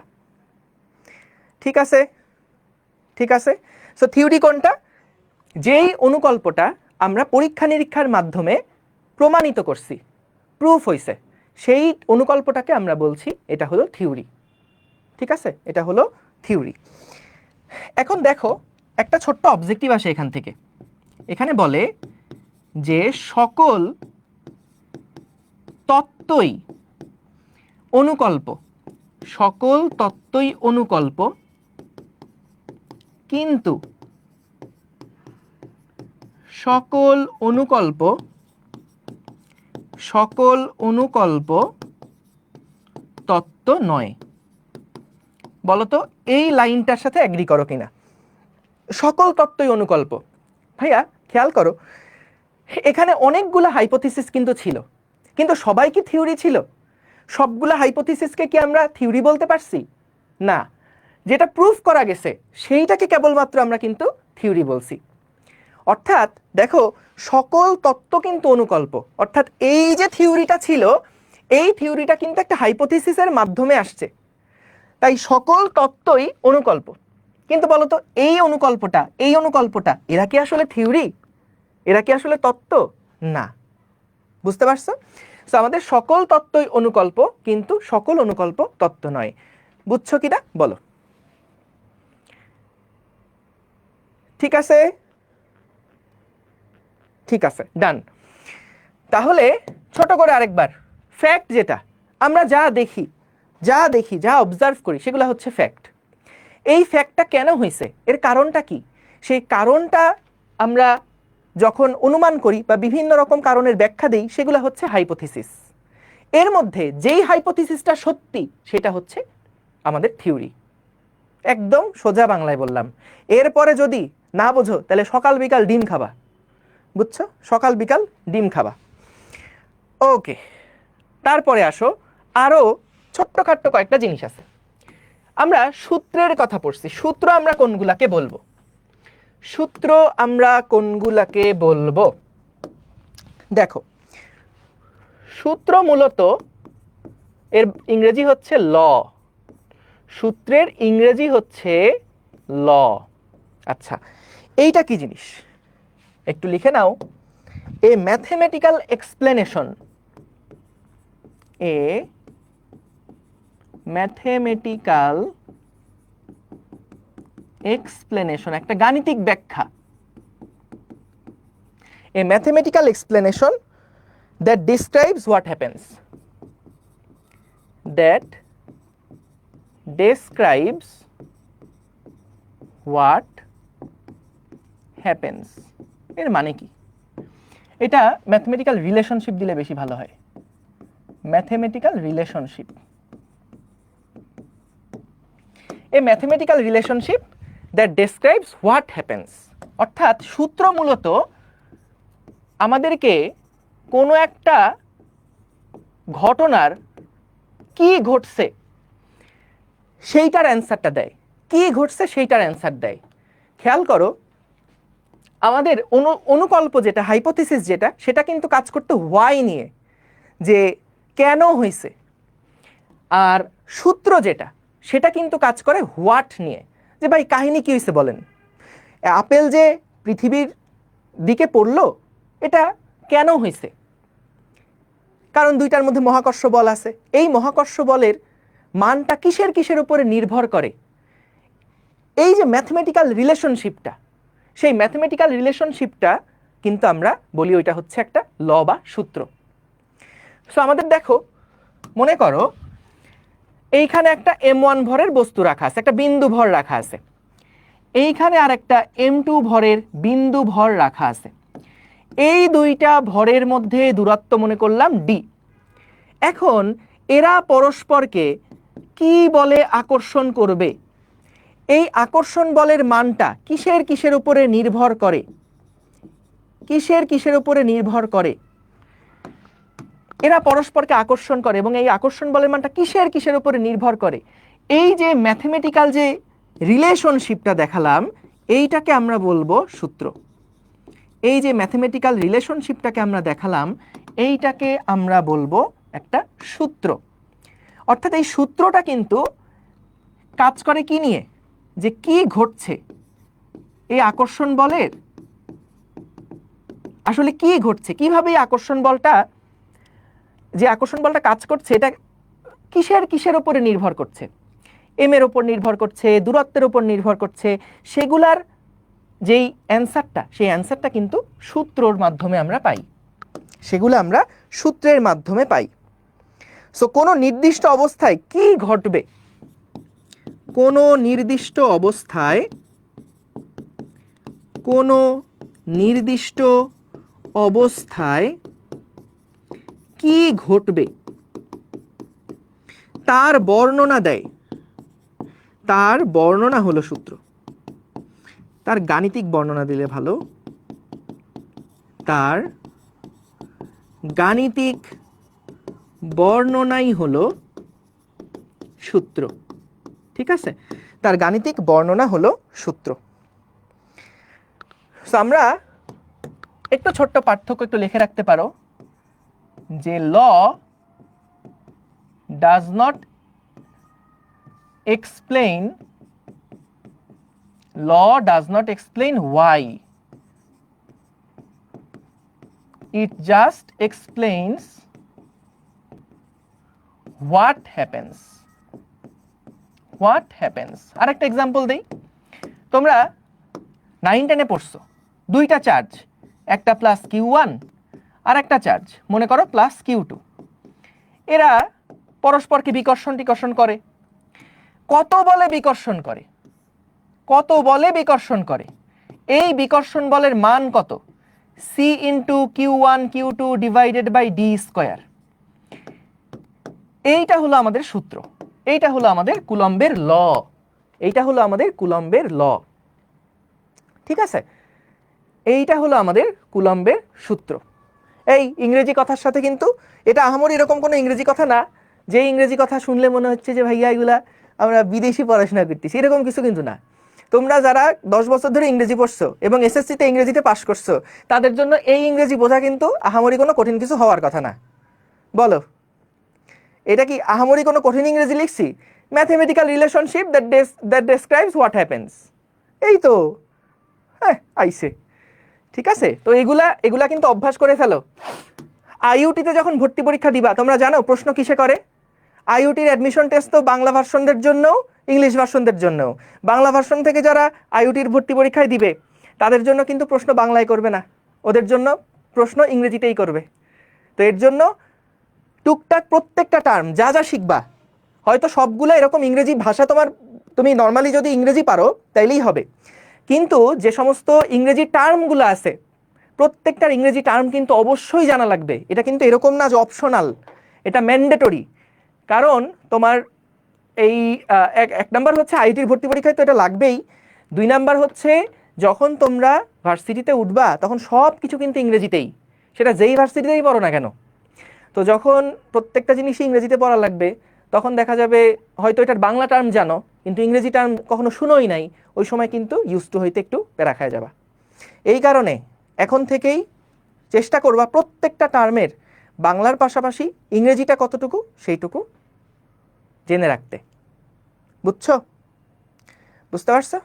আর যারা এরকম আছো যে ভাইয়া আমি আসলে এখনো এসএসসি পরীক্ষা দিছিলাম কিন্তু আসলে পাশ করতে পারিনি, তাদের জন্য বলবো ভয়ের কোনো কারণ নাই। আর কয়েক মাস পরে আবার একটা এসএসসি পরীক্ষা হবে, তখন তুমি এসএসসি পরীক্ষা দিয়ে কিন্তু আবার ধরো এই কোর্সে ক্লাস শুরু করতে পারো। তো এখন এসএসসি পরীক্ষার প্রিপারেশন নাও যারা যারা এরকম আসো যে ভাই ভুলে আগে ভর্তি হয়ে গেছিলাম কিন্তু আনফর্চুনেটলি ইংরেজিতে ফেল করে বসে আছি, তাদের জন্য এই সাজেশন। ঠিক আছে? ওকে, ডান। তাইলে আমরা বলো দুইটার এগুলোর মধ্যে পার্থক্য করতে পারবো কিনা। সো সূত্র বা ল এই জিনিসটা হচ্ছে যে সকল তত্ত্বকে আমরা ম্যাথমেটিক্যালি রিপ্রেজেন্ট করতে পারি, আমরা গাণিতিকভাবে প্রকাশ করতে পারি যে সকল তত্ত্বকে, সেইগুলোকে আমরা বলবো হচ্ছে সূত্র। ঠিক আছে? যে সকল তত্ত্বকে আমরা গাণিতিকভাবে প্রকাশ করতে পারি, যে সম্পর্কটা বলের সাথে ভরের সম্পর্ক কি, বলের সাথে দূরত্বের সম্পর্ক কি, এই সম্পর্কগুলো দেখো আমরা ম্যাথমেটিক্যালি রিপ্রেজেন্ট করছি। তো ম্যাথমেটিক্যালি যখন আমরা প্রকাশ করছি কোনো নির্দিষ্ট অবস্থায় কি ঘটবে তার গাণিতিক বর্ণনা হলো সূত্র। তো এখানে কি ঘটবে, এই আকর্ষণ বলের মানটা কত হবে, এর গাণিতিক যে বর্ণনা, যে ভাই ভরের গুণফলের সমানুপাতিক, দূরত্বের বর্গের ব্যস্তানুপাতিক, এই গাণিতিক সম্পর্কটাকে আমরা বলছি সূত্র। ডান। এরপরে কি আসো, এরপরে আসে হচ্ছে স্বীকার্য বা পস্টিউলেটস। এরপরে আসে হচ্ছে ভাইয়া স্বীকার্য বা পস্টিউলেটস। এইটা কি জিনিস দেখো, নামটা শুনে বুঝতে পারছো স্বীকার করে নেওয়া হয়েছে এইরকম কোনো একটা ঘটনা বা এরকম কোনো একটা জিনিস। স্বীকার্য হলো সেটা যা বিনা প্রমাণে, যা বিনা প্রমাণে সত্য ধরে নেওয়া হয়, সত্য ধরে নেওয়া হয়। এইটা থেকে কিন্তু ভাইয়া অনেকবার অবজেক্টিভ আসছে যে স্বীকার্য হলো কি, যেটা যা বিনা প্রমাণে, যা বিনা প্রমাণে সত্য বলে স্বীকার করে নেওয়া হয়, সত্য সত্য ধরে নেওয়া হয়, যেটা বিনা প্রমাণে সত্য ধরে নেওয়া হয়। তোমরা কয়েকটা স্বীকার্যেও নাম বলতে পারবা, কিছু কিছু স্বীকার্য। যেমন দেখো, একটা স্বীকার্য হচ্ছে এরকম, এটা ম্যাথমেটিক্যাল স্বীকার্য, যে যে কোনো দুইটা পয়েন্ট যদি তোমার কাছে থাকে, যে কোনো দুইটা বিন্দু যদি তোমার কাছে থাকে, তাহলে এই দুইটা বিন্দু দিয়ে একটা মাত্র সরলরেখা আঁকা যাবে, একটা মাত্র সরলরেখাই আঁকা যাবে যেটা এই দুইটা বিন্দু দিয়ে গমন করে, এই দুইটা বিন্দু দিয়ে গমন করে, আর অন্য কোনো সরলরেখা কিন্তু আঁকা যাবে না। এইটা একটা স্বীকার্য, এটা আমরা স্বীকার করে নিছি, এটা কিন্তু আমরা কোনো প্রমাণ করিনি, তাই না? হ্যাঁ, এটা ইউক্লিডের। সো এটা কিন্তু আমরা বিনা প্রমাণে সত্য ধরে নিছি। সো যেগুলো আমরা বিনা প্রমাণে সত্য ধরে নিব সেইগুলাকে আমরা বলছি স্বীকার্য বা পস্টিউলেট। ধরো আরেকটা কথা বলি, ধরো এই সরলরেখাটাকে আমরা দুই দিকে যতক্ষণ খুশি ততক্ষণ পর্যন্ত এক্সটেন্ড করতে পারবো, এইটাও কিন্তু এক ধরনের স্বীকার্য। এটা আমরা প্রমাণ ছাড়াই স্বীকার করে নিচ্ছি যে হ্যাঁ ঠিক আছে, এটা অসীম পর্যন্ত আমরা চাইলে টেনে লম্বা করতে পারবো এই লাইনটাকে। আবার আরেকটা স্বীকার্য এরকম আছে, যে কোনো একটা সংখ্যাকে যখন তুমি শূন্যের সাথে যোগ করবা তখন কিন্তু সেইটা কোনো পরিবর্তন হবে না, সেই সংখ্যাটার কোনো পরিবর্তন হবে না, এইটাও হচ্ছে একটা স্বীকার্য। ঠিক আছে? এইটাও কিন্তু আমরা স্বীকার্য বলবো। ঠিক আছে? এইটাও আমরা একটা স্বীকার্য বলবো। তারপরে ধরো প্রত্যেকটা সমকোণের মান হচ্ছে 90 ডিগ্রি, প্রত্যেকটা সমকোণের মান হচ্ছে 90 ডিগ্রি, স্বীকার্য। অল রাইট অ্যাঙ্গেলস আর 90 ডিগ্রি, এটাও হচ্ছে একটা স্বীকার্য। তোমরা ফিজিক্সের স্বীকার্যগুলা তোমরা আরো দেখবা যখন আমরা সেকেন্ড পেপারের চ্যাপ্টার 8 পড়ব, সেইখানে আইনস্টাইনের একটা স্বীকার্য আছে। ও তাছাড়াও আরো স্বীকার্য পাবা তোমরা হচ্ছে মাঝখানে, না ওটা অবশ্য theory, kinetic theory of gas, কিন্তু তোমরা স্বীকার্য হচ্ছে একবারে পাবা হচ্ছে ফিজিক্সে চ্যাপ্টার 8-এ আইনস্টাইনের একটা স্বীকার্য পাবা। স্বীকার্যটা কি শোনো, একটু মজার স্বীকার্য। সেটা বলে, এক নাম্বারটা আসলে মোটামুটি সহজ, সেটা বলে যে প্রত্যেকটা প্রসঙ্গ কাঠামোতে ফিজিক্সের সূত্রগুলা খাটবে, বা নিউটনের গতিসূত্রগুলা সকল জড় প্রসঙ্গ কাঠামোর জন্য অ্যাপ্লিকেবল। এটা একটা স্বীকার্য, এটা এখন না বুঝলে কোনো অসুবিধা নেই। আরেকটা স্বীকার্য শোনো, আরেকটা স্বীকার্য বলে যে আলোর যে গতি, সেই আলোর গতিটা সকল অবজারভারের জন্য সেম। আলোর গতিটা সকল অবজারভারের জন্য নাকি সেম। এখন এটা তোমার কাছে প্রথমে শুনে মনে হতে পারে এটা তো আহামরি কি এমন ঝামেলা, কিন্তু দেখো তোমাকে আমি যদি একটা এক্সাম্পল দেই, মনে করো এইখানে একটা গাড়ি আছে, এই গাড়িটা সামনের দিকে যাচ্ছে 2 মিটার পার সেকেন্ড বেগে। বলো তো যেই লোকটা স্থির হয়ে দাঁড়ায় আছে সে এই গাড়িটার বেগ কত পরিমাপ করবে? কমেন্টে জানাও। একটা গাড়ি 2 মিটার পার সেকেন্ড বেগে যাচ্ছে, যে এটাকে স্থির অবজারভার, যে সে যখন এই গাড়িটার দিকে তাকাবে সে এই গাড়িটার বেগ কত পরিমাপ করবে?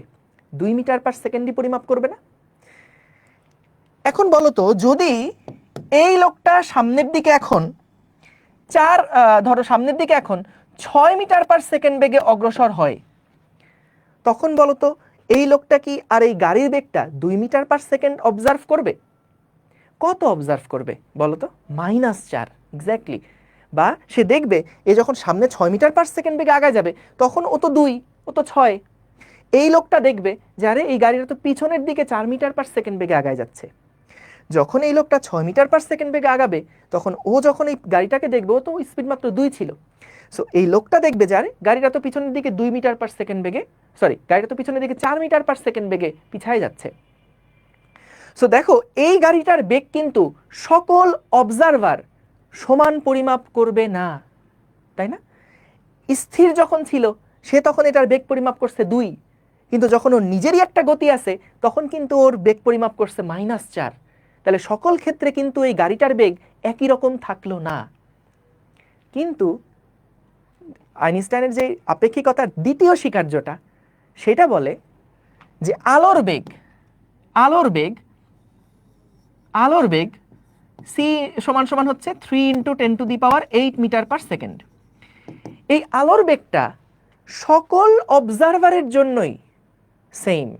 ভ্যাকুয়ামে আলোর বেগ যেটা, এটা শূন্য মাধ্যমে আলোর যেই বেগটা, এই বেগটা সকল টাইপের অবজারভারের জন্যই এটা সেম পরিমাপ হবে। অর্থাৎ কেউ যদি মনে করে একটা রকেটে উঠছে, রকেটে সে যাচ্ছে c/2 বেগে, রকেটে যাচ্ছে c/2 বেগে, তাহলে বলো তো আমরা এই যে ফিজিক্স অনুযায়ী আলোর বেগটা এই লোকটার কত পরিমাপ করার কথা?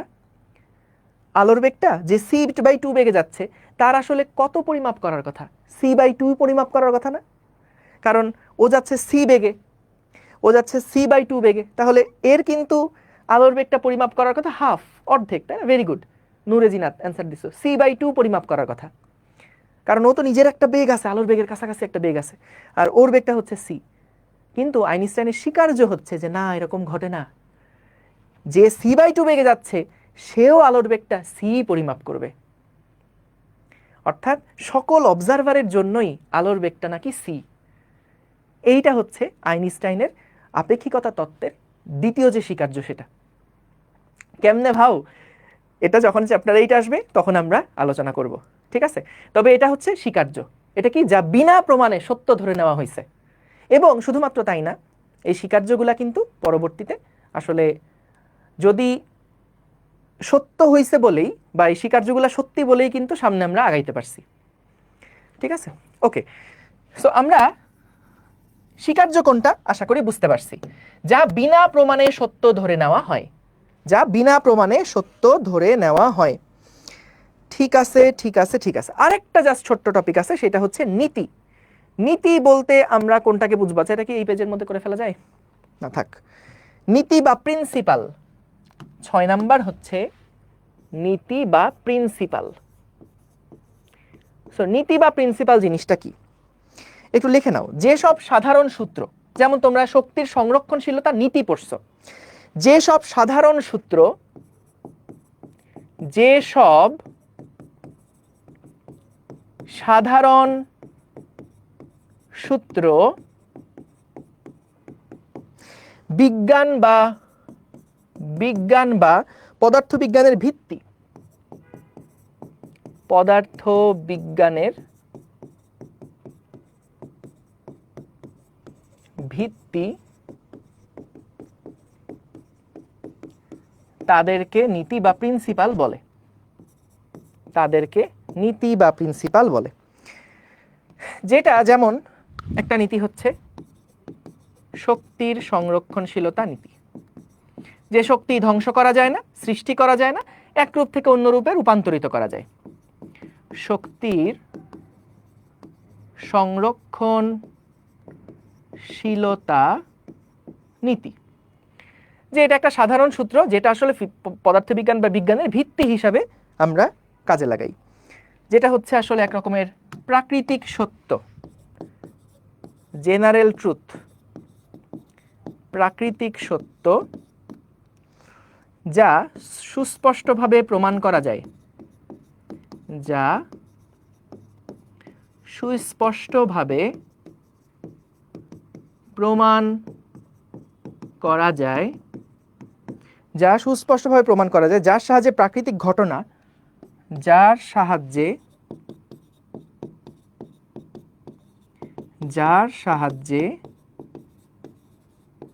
প্রাকৃতিক ঘটনা ব্যাখ্যা ও প্রমাণ করা যায়,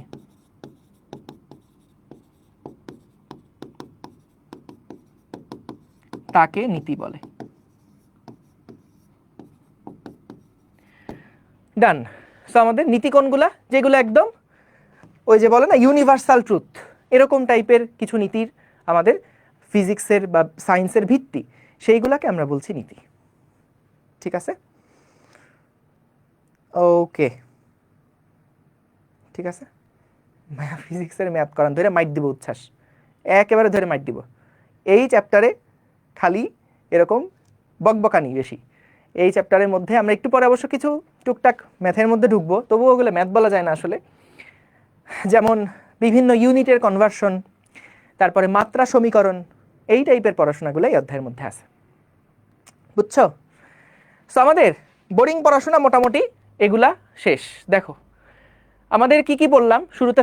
ফ্যাক্ট কোনগুলা? যেগুলো আমরা ঘটতে দেখতেছি, অবজারভেশন, ডিরেক্ট অবজারভেশন, সেগুলোকে আমরা বলছি ফ্যাক্ট। এই ফ্যাক্টটাকে কেন হয়েছে সেটার বিভিন্ন কারণ এক একজন ব্যাখ্যা করতে পারে, এগুলাকে আমরা বলছি অনুকল্প বা হাইপোথিসিস।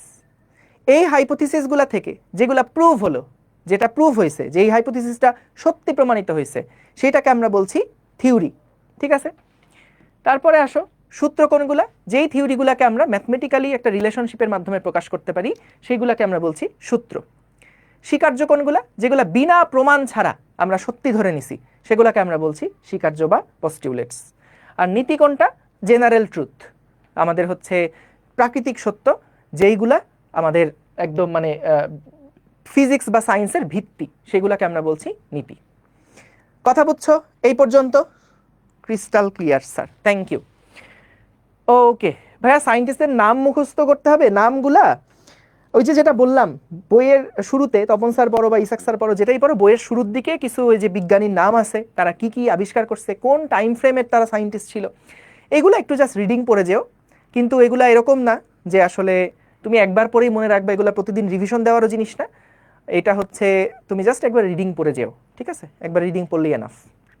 ওকে, তোমাদের দেখবা এই বইয়ের মধ্যে কিন্তু এই যে বলতেছে যে ভাই মেডিকেলের প্রশ্ন আসে কিনা বা আমাদের কোন কোন জায়গায় আসে, সেটা কিন্তু দেখবা যে এই বইয়ের মধ্যে সুন্দর করে তোমাদের প্রশ্নগুলা একসাথে দেওয়া আছে। যেমন কোয়ান্টাম তত্ত্বের জনক কে? Max Planck. তারপরে এই যে বিনা প্রমাণে কোনো কিছুকে মেনে নেওয়াকে কি বলে বলো? রাজশাহী ইউনিভার্সিটি 2016-17 সালে আসছিল, সিলেট বোর্ড 2015 সালে আসছিল। বিনা প্রমাণে কোনো কিছু মেনে নেওয়াকে কি বলে? স্বীকার্য। ঠিক আছে, এই ছোট ছোট জিনিসগুলা এগুলো একটু পড়ে রেখো, তাইলেই হবে। এই যে পদার্থবিজ্ঞানের ভিত্তির সাধারণ সূত্রগুলাকে কি বলা হয়? পদার্থবিজ্ঞানের ভিত্তির সাধারণ সূত্রগুলাকে কি বলা হয়? নীতি। ঠিক আছে, এইগুলা ছোট ছোট কিছু প্রশ্ন আসে, এগুলো একটু দেখে রেখো। এই তো পারছো তো। কত পেজে? এটা হচ্ছে আমাদের বইয়ের দেখো 3 নাম্বার পেজে, 1 2 3 নাম্বার পেজে। ঠিক আছে, এটা গেল টপিক 1। এইবার আমরা আমাদের এই বইয়ের টপিক 2 এর মধ্যে চলে যাচ্ছি। এইবার আমরা টপিক 2 এর মধ্যে চলে যাচ্ছি। টপিক 2 এর মধ্যে কি আছে দেখো।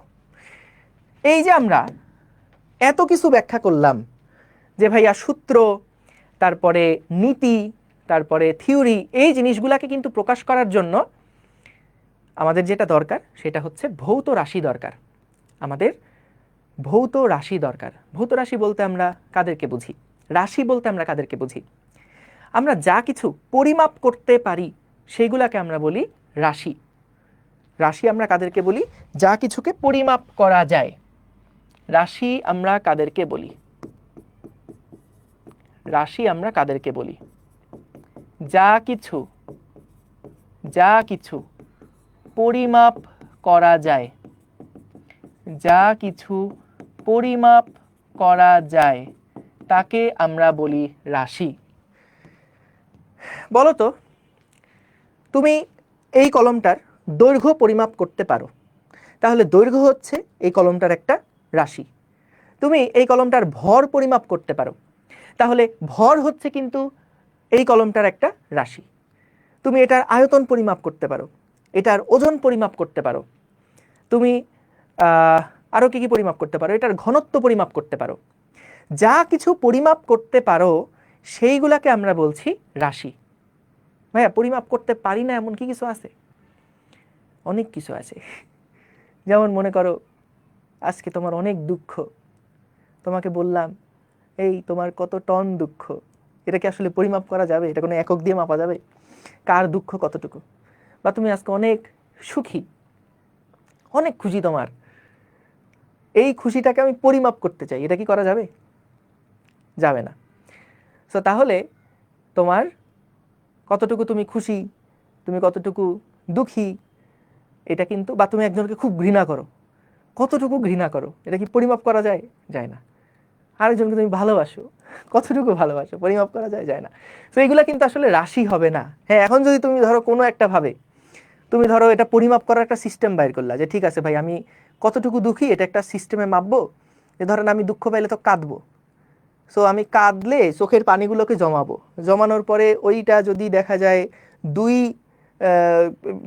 2 লিটারের বেশি হয়েছে, কাঁদতে কাঁদতে 2 লিটারের বেশি, তাহলে ভাই আমার দুঃখ হচ্ছে 10 একক। যদি দেখা যায় না, আচ্ছা 2 লিটার অনেক বেশি বলে ফেলছি, কাঁদতে কাঁদতে কখনো এত চোখের পানি পড়ে না, ধরলাম 2 মিলিলিটার, এত এত বেশি পরিমাণ চোখের পানি যখন হয়ে যাবে সেই সময় আমার দুঃখের মাত্রা হচ্ছে ভাই 10। তারপর ধরেন কোনো একদিন আমি চোখের পানি ফেলছি 10 মিলিলিটার, তাহলে সেই সময় আমার দুঃখের মান হলো 50। হ্যাঁ, সেই রকম করে তুমি মাপতে চাইলে মাপতে পারো, কিন্তু আসলে এই যে সুখ দুঃখ, তারপরে ঘৃণা ভালোবাসা, এগুলা কিন্তু পরিমাপ করা যায় না। সো এগুলাকে আমরা বলবো এরা কিন্তু রাশি না। তো আমাদের যা কিছু পরিমাপ করা যায় সেইগুলাকে আমরা বলছি হলো রাশি। তো এরকম রাশি আসলে কয় রকমের আছে? রাশি কত রকমের আছে? আমরা নির্ভরতার উপরে ভিত্তি করে রাশিকে 2টা ভাগে ভাগ করতে পারি। নির্ভরতার উপরে ভিত্তি করে, যেমন একটা হচ্ছে মৌলিক রাশি, একটা টাইপের রাশি হচ্ছে মৌলিক রাশি, একটা টাইপের রাশি হচ্ছে আমরা বলি মৌলিক রাশি, আর আরেকটা রাশিকে আমরা বলি যৌগিক রাশি বা লব্ধ রাশি। লব্ধ রাশি, লব্ধ বা যৌগিক রাশি একই কথা, লব্ধ বা যৌগিক রাশি। ঠিক আছে, মৌলিক রাশি কাদেরকে বলবো? যে সকল রাশি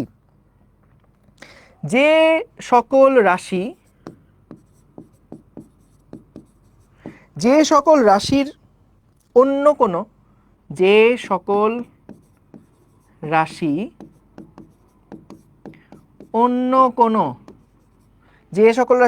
কোনো রাশির ওপর নির্ভর করে না, অন্য কোনো রাশির উপর নির্ভর করে না, যে সকল রাশি অন্য কোনো রাশির উপর নির্ভর করে না, বরং অন্যান্য রাশিগুলা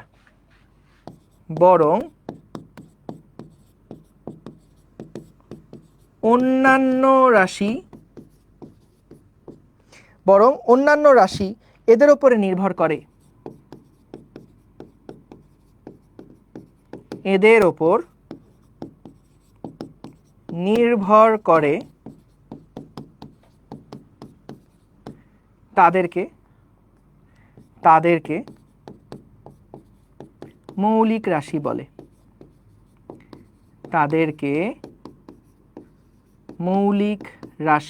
বলে।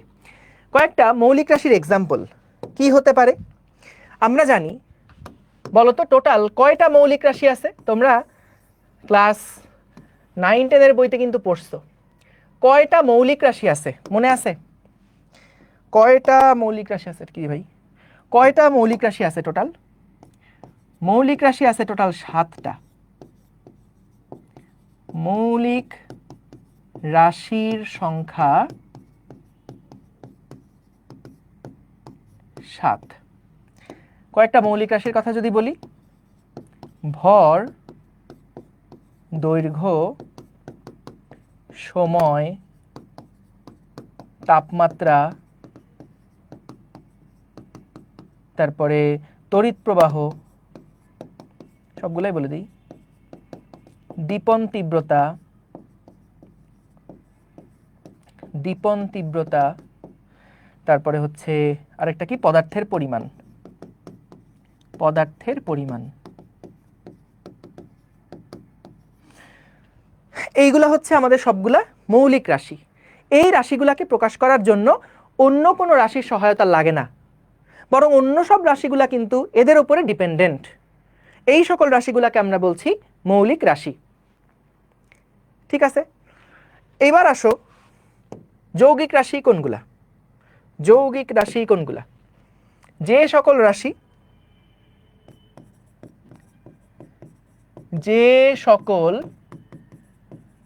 রাশি মৌলিক রাশির উপর নির্ভর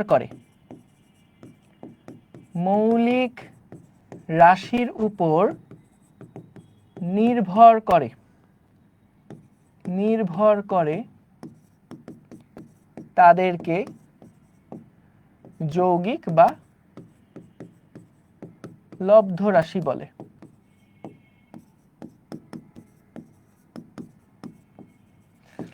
জিনিসটা অনেকটা এভাবে তুমি চিন্তা করতে পারো।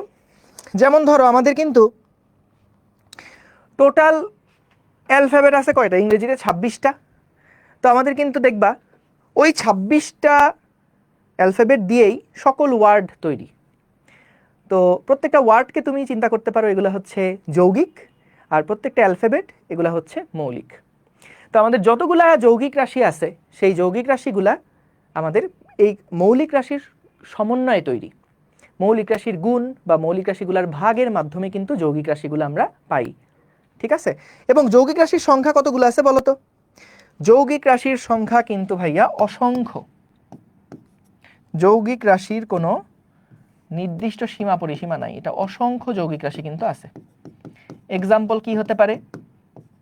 এক্সাম্পল হতে পারে বেগ। দেখো বেগ সমান সমান কি ছিল? নির্দিষ্ট দিকে অতিক্রান্ত দূরত্ব বাই সময়। একক সময় নির্দিষ্ট দিকে অতিক্রান্ত দূরত্বকে বেগ বলে। সো আমাদের এই যে s/t, এইটা হচ্ছে উপরে একটা দৈর্ঘ্য বসছে, একটা দৈর্ঘ্যের মান বসছে, আর নিচে বসছে হলো সময়। তো এইটা একটা মৌলিক রাশি, এইটা একটা মৌলিক রাশি। দুইটা মৌলিক রাশির ভাগের মাধ্যমে কিন্তু আমরা একটা যৌগিক রাশি বা লব্ধ রাশি পাইছি। ঠিক আছে, তারপরে ধরো দ্রুতীয় তো একই, ত্বরণ, এটা কি বেগের পরিবর্তনের হার। বল কি, এফ সমান সমান এম এ, এটাও কিন্তু ভর এবং ত্বরণ, ত্বরণও একটা যৌগিক, আর F is equals to M A, ম্যাসটা মৌলিক আর ত্বরণ এটাও যৌগিক। সো আমাদের এটা কিন্তু কয়েকটা মৌলিক রাশির সমন্বয়ে তৈরি হচ্ছে। সো আমরা এরকম অসংখ্য অসংখ্য এক্সাম্পল কিন্তু আছে যেগুলা হচ্ছে যৌগিক রাশির মধ্যে পড়বে, ঠিক আছে, যেগুলা হচ্ছে যৌগিক রাশির মধ্যে পড়বে। এখন আসো আমরা রাশি দেখলাম, এইবার আমরা একটু ব্যাখ্যা করে ফেলি যে মাত্রা বলতে আমরা কি বুঝবো। মাত্রা জিনিসটা কি? মাত্রার ইংরেজি হচ্ছে ভাইয়া ডাইমেনশন। মাত্রার ইংরেজি হচ্ছে ভাইয়া ডাইমেনশন। তোমরা একটু আউট অফ দ্য টপিক বলি, অনেকেই বলো যে ভাই পড়াশোনার জন্য একটু মোটিভেশন দেন, এরকম মোটিভেশন লাগে না যে ভাই একটু মোটিভেশন দেন, মোটিভেশন দিলে পড়াটা সেই হবে, তাই না? মোটিভেশন থাকলে মনে হয় যে ভাই আজকে পইরা ফাটায় ফেলবো, এরকম কিন্তু অনেক মোটিভেশন আমাদের দরকার হয়। এখন দেখো অনেক ক্ষেত্রে আমরা যেটা চিন্তা করি যে ভাই আমার জীবনে আগানোর জন্য দরকার হচ্ছে মোটিভেশন, যে আমারে কেউ মোটিভেট করবে তারপরে আমি সামনে আগাবো। কিন্তু এইটাও কি তোমরা দেখছো কিনা যে ভাই এই মোটিভেশনটা কিন্তু প্রথম দিন থাকে, একেবারে পিকে থাকে, যত সময় যায় বলো তো এই মোটিভেশনটা কি আর সেম থাকে নাকি আস্তে আস্তে আস্তে আস্তে আস্তে আস্তে কমতে থাকে? আস্তে আস্তে আস্তে আস্তে কমতে থাকে, তাই না? মোটিভেশনটা কিন্তু আমাদের দেখা যায় আস্তে আস্তে আস্তে আস্তে কমতে থাকে। সো আমাদের তাইলে তো ভাই মোটিভেশন নিয়ে খুব একটা যে লাভ হয় এরকমটা না। মোটিভেশনের ব্যাপারটা এরকম করে কাজ করে যে আজকে অনেক বেশি মোটিভেটেড, আমি বহুত কাজ করে ফেলছি, পরের দিন একটু মোটিভেশন কমছে, তারপরের দিন আর একটু কমছে, এই কমতে কমতে কমতে কমতে পরে আর কোনো কাজই করতেছি না। মোটিভেশনটা কিন্তু এইভাবে কাজ করে। আবার তোমার কেউ মোটিভেট করলো, তুমি আবার বিশাল একটা কাজ করলা, তারপর আবার আস্তে আস্তে আস্তে কমে গেল। সো মোটিভেশনটা হচ্ছে অনেকটা ধরো ওষুধের মতন। ঠিক আছে, একটা ওষুধ দিলাম, মাথা ব্যথা করতেছিল, হঠাৎ করে সেরে গেছে। কিন্তু আমরা আসলে মোটিভেশনের উপরে যদি খুব বেশি নির্ভরশীল থাকি তাইলে কিন্তু আসলে আগানো যায় না। তাহলে ভাই সলিউশন কি?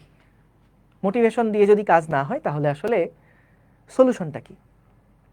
আজকে এটা বলবো, পুরা ইন্টার লাইফ অ্যাটলিস্ট এটা মেনটেন করবা, লাগলে সারা জীবন মেনটেন করবা, কিন্তু এইটা তোমার একটা মানে এই জিনিসটা মেনটেন করতে পারলে লাইফে আর কোথাও আটকাবা না। সেটা তুমি কম বুদ্ধিমান হও, গাধা হও, যে ভাই আমার একটা কথা বুঝতে ভাই 100 বার শোনা লাগে, সবাই ক্লাসে বোঝা যায়, কিন্তু আমার কাছে ভাই মনে হয় যে আমি বুঝি নাই। আমার এরকম লাগে যে ভাই ক্লাসে সবাই ব্রিলিয়ান্ট, একটা কেউ ম্যাথ করতে, কোনো স্যার যদি ক্লাসে ম্যাথ করতে দেয় সবাই আগে আগে করে ফেলে, আমি ভাই মনে হয় যে অনেক স্লো, আমি আসলে আগাইতে পারি না। আমার কাছে মনে হয় যে আমি ক্লাসে সবচেয়ে দুর্বল স্টুডেন্ট। সো তুমি যদি এরকম গাধাও হও, ধরো একদম মিডিওকর স্টুডেন্ট সাপোজ, যে ভাই আমি কিচ্ছু পারি না, তারপরেও যদি একটা জিনিস মেনটেন করো যেটার জন্য বুদ্ধি লাগবে না, তাইলে দেখবা লাইফে কোথাও আটকাবা না। যেইটা চাও সেটাই তুমি অ্যাচিভ করতে পারবা, যেইটা চাও সেটাই অ্যাচিভ করতে পারবা। এবং সেই জিনিসটার নাম হচ্ছে ডিসিপ্লিন। ডিসিপ্লিন, দেখো তোমার ডিসিপ্লিন মেনটেন করার জন্য কিন্তু কখনো তোমার মোটিভেশন লাগে না।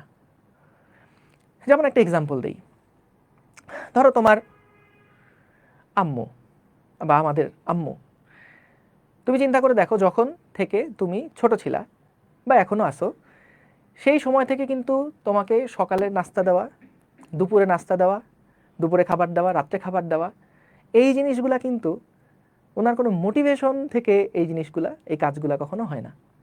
এগুলো পুরাটাই কিন্তু ওনার এক ধরনের ডিসিপ্লিন। সকালে ঘুম থেকে ওঠা, সবার জন্য রান্নাবান্না করা, বা ধরো আমাদের আব্বুরা, আব্বুদের কথা যদি চিন্তা করে দেখো, যে সকালবেলা ঘুমের থেকে উঠে অফিসে যাচ্ছে, এই জিনিস কি আসলে কারো করতে ভাল লাগে? তুমি চিন্তা করে দেখো, সবারই তো ইচ্ছা করে যে ভাই ঘুমায় থাকি, ঘুমাইতেই যত সুখ।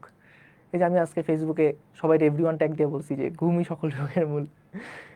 তো আসলে তো তাদেরও ঘুমাইতে ইচ্ছা করে, কিন্তু চিন্তা করো তার মধ্যে একটা ডিসিপ্লিন আছে, যে না আমার সকাল 10টার সময় অফিস ধরতে হবে, আমাকে 7টার সময় ঘুম থেকে উঠতে হবে, রেডি হতে হবে, খাওয়া দাওয়া করতে হবে, অফিসের কাজ গুছাই তারপরে অফিসে যাইতে হবে। এটা কিন্তু তার একটা ডিসিপ্লিন, এটা কোনো মোটিভেশন থেকে না। তো তোমারও যদি এরকম একটা ডিসিপ্লিন থাকে যে ভাই যাই হোক না কেন আমার একটা নিয়ম আছে যে আমি সকাল 7টা থেকে 9টা পর্যন্ত পড়ি, যা কিছু হয়ে যাক না কেন আমি এই সময়টা ভাই পড়বই, এটা আমার ডিসিপ্লিন, এটার জন্য কোনো মোটিভেশন দরকার নাই, এটা আমার একটা ডিসিপ্লিন। যে আমি যত কষ্টই হোক না কেন আমি আজকে রাত্রেবেলা, আমি সব সময় ডেইলি রাত্রে 3 ঘন্টা পড়ি, ঠিক আছে আমি আজকেও 3 ঘন্টা পড়বই, এটা আমার ডিসিপ্লিন, এটা আমার নিয়ম, এটা আমার করতেই হবে। এই যে ধরো খেলোয়াড়রা যারা, ক্রিস্টিয়ানো রোনালদো, আমার খুব ফেভারিট প্লেয়ার ক্রিস্টিয়ানো রোনালদো, সে হচ্ছে তোমার এই যে ডিসিপ্লিনটা মেনটেন করে। কার এরকম প্রত্যেক দিন সকালে উঠা জিমে যাইতে ভাল লাগে? কার এরকম ডায়েট মেনটেন করতে ভাল লাগে? আমারে কও। ইচ্ছা করে না যে না ঠিক আছে থাক, আজকে খুব টায়ার্ড লাগতেছে, আমি আজকে না যাই, আজকে একটু পরিশ্রম কম করি? সবারই কিন্তু এটা ইচ্ছা করে।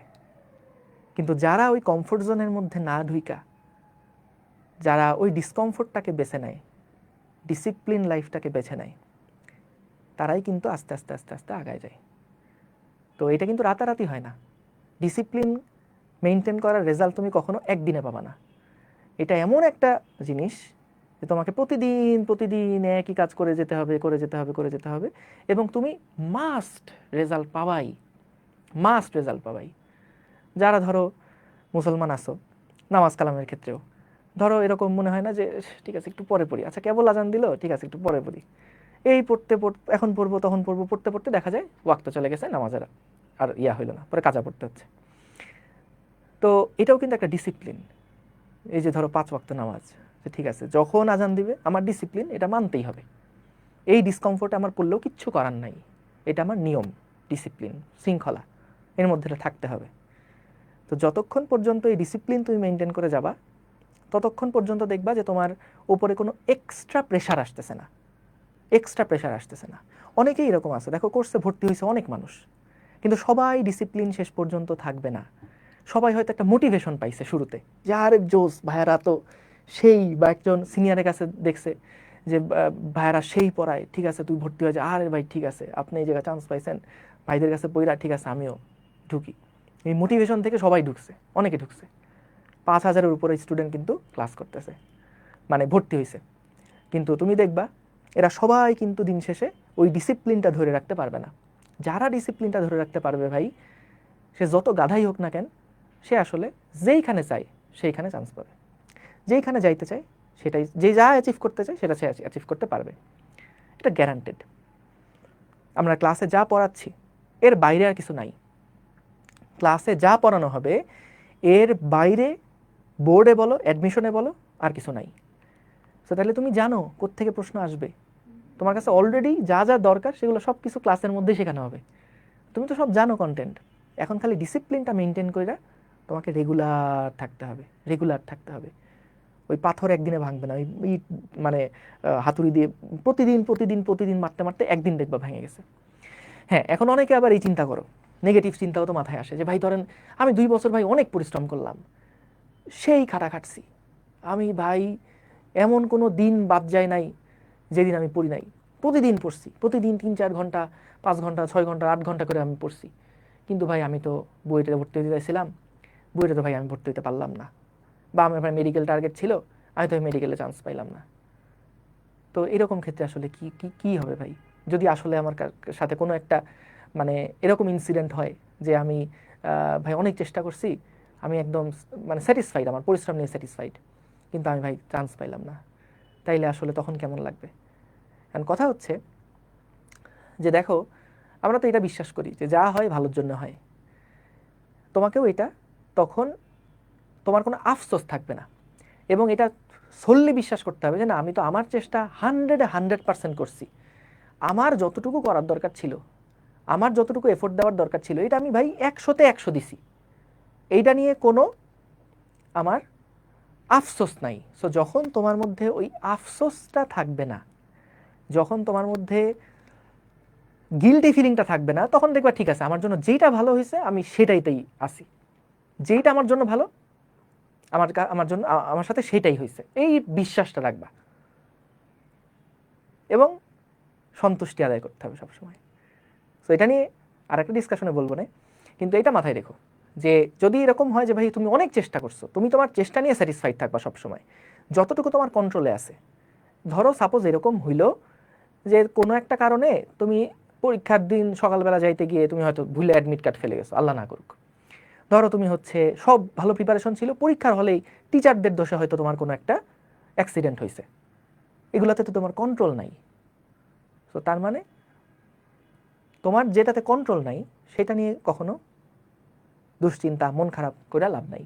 তখন এটা সোললি ফার্মলি বিশ্বাস করবা আমার চেষ্টা আমি 100% করছি, 100তে 100, এটা নিয়ে আমার কোনো ডাউট নাই, এখন যেটা আমার জন্য ভালো সেটাই হয়েছে। এইটুকু বিশ্বাস সামনে আগায় নিয়ে আবার সে ডিসিপ্লিনটা মেনটেন করতে থাকবা, ব্যাস। বুঝতে পারছো? সো এই হচ্ছে কাহিনী। ওকে, যেটা বলতেছিলাম যে আমাদের ডিসিপ্লিন যেটা, এটা সবসময় দেখবা একদম কনস্ট্যান্ট থাকতেছে, কনস্ট্যান্ট। এটা খুব বেশি পিক না, আবার একদম লো হয়ে যাচ্ছে না, রেগুলার একটা কনসিস্টেন্সি কিন্তু থাকতেছে। সো এটাই হচ্ছে ইম্পর্টেন্ট, এটার দিকে ফোকাস করো যে আমার যতই ডিসকমফোর্ট হোক না কেন আমি যাতে এটা মেনটেন করতে পারি। ওই 2-1 দিন ভাই মোটিভেশন পাইলাম আর হেভি পড়াশোনা করছি, এগুলো বোগাস। এই মোটিভেশন থাকুক না থাকুক এটা নিয়ে প্যারা খাবা না, ডিসিপ্লিনটা ঠিক রাখো, যত কষ্টই হোক না কেন ডিসিপ্লিন ঠিক রাখো, দেখবা যে ঠিক আছে সব কিছু। ওকে, ঠিক আছে, চলো মাত্রা। সো মাত্রার ব্যাপারটা কি? মাত্রা হচ্ছে কোনো ভৌত রাশিতে উপস্থিত মৌলিক রাশিগুলো সূচককে মাত্রা বলে। একটু লিখে নাও, কোনো ভৌত রাশিতে উপস্থিত, কোনো ভৌত রাশিতে উপস্থিত, কোনো ভৌত রাশিতে উপস্থিত মৌলিক রাশিগুলোর, মৌলিক রাশি কোনগুলো তো চিনছো, মৌলিক রাশিগুলোর সূচককে মাত্রা বলে। ঠিক আছে, কোন ভৌত রাশিতে উপস্থিত মৌলিক রাশিগুলোর সূচককে মাত্রা বলে। এটা মানে কি ভাই? দেখো আমরা যখন ভি হিসাব করছি, বেগ হিসাব করছি, বেগ সমান সমান হচ্ছে এস ডিভাইডেড বাই টি, বেগ সমান সমান হচ্ছে S divided by T. So আমরা এখানে দেখো এস এর যে মাত্রা, এসটা কি দূরত্ব, এটা আমরা মৌলিক রাশির মধ্যে এটা পরে হচ্ছে দৈর্ঘ্যটা। সো দৈর্ঘ্যের যে মাত্রা, সেই দৈর্ঘ্যের মাত্রা হচ্ছে এল এবং সময়ের মাত্রা হচ্ছে গিয়ে টি, সময়ের মাত্রা হচ্ছে গিয়ে টি। এখন এই দুইটাকে একসাথে আমরা এভাবে করে প্রকাশ করি এল টি টু দি পাওয়ার -1। এখন দেখো আমাদের বেগের মাত্রা হচ্ছে এল টি টু দি পাওয়ার -1, বেগের মাত্রা হচ্ছে এইটা। তো আমি যে বললাম বেগের মাত্রা এল টি টু দি পাওয়ার -1, এটা কিন্তু আমাদের দেখো সংজ্ঞার সাথে মিলল না। সংজ্ঞায় আমাদেরকে কি বলছে? ও আচ্ছা, একজন একটা সুন্দর প্রশ্ন করছে, বলছে যে ভাই যখন ডিসিপ্লিন মেনটেন করতে করতে মেন্টাল ব্রেকডাউন হয় সেই সময় মোটিভেশন দরকার হয়। মেন্টাল ব্রেকডাউন, এই ব্যাপারে আসবো, দাঁড়াও একটু এটা শেষ করে নিই।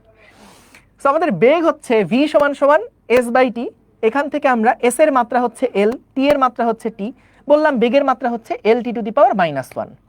এখন কথা হচ্ছে যে ভাইয়া এটা তো আপনার সংজ্ঞার সাথে মিলল না।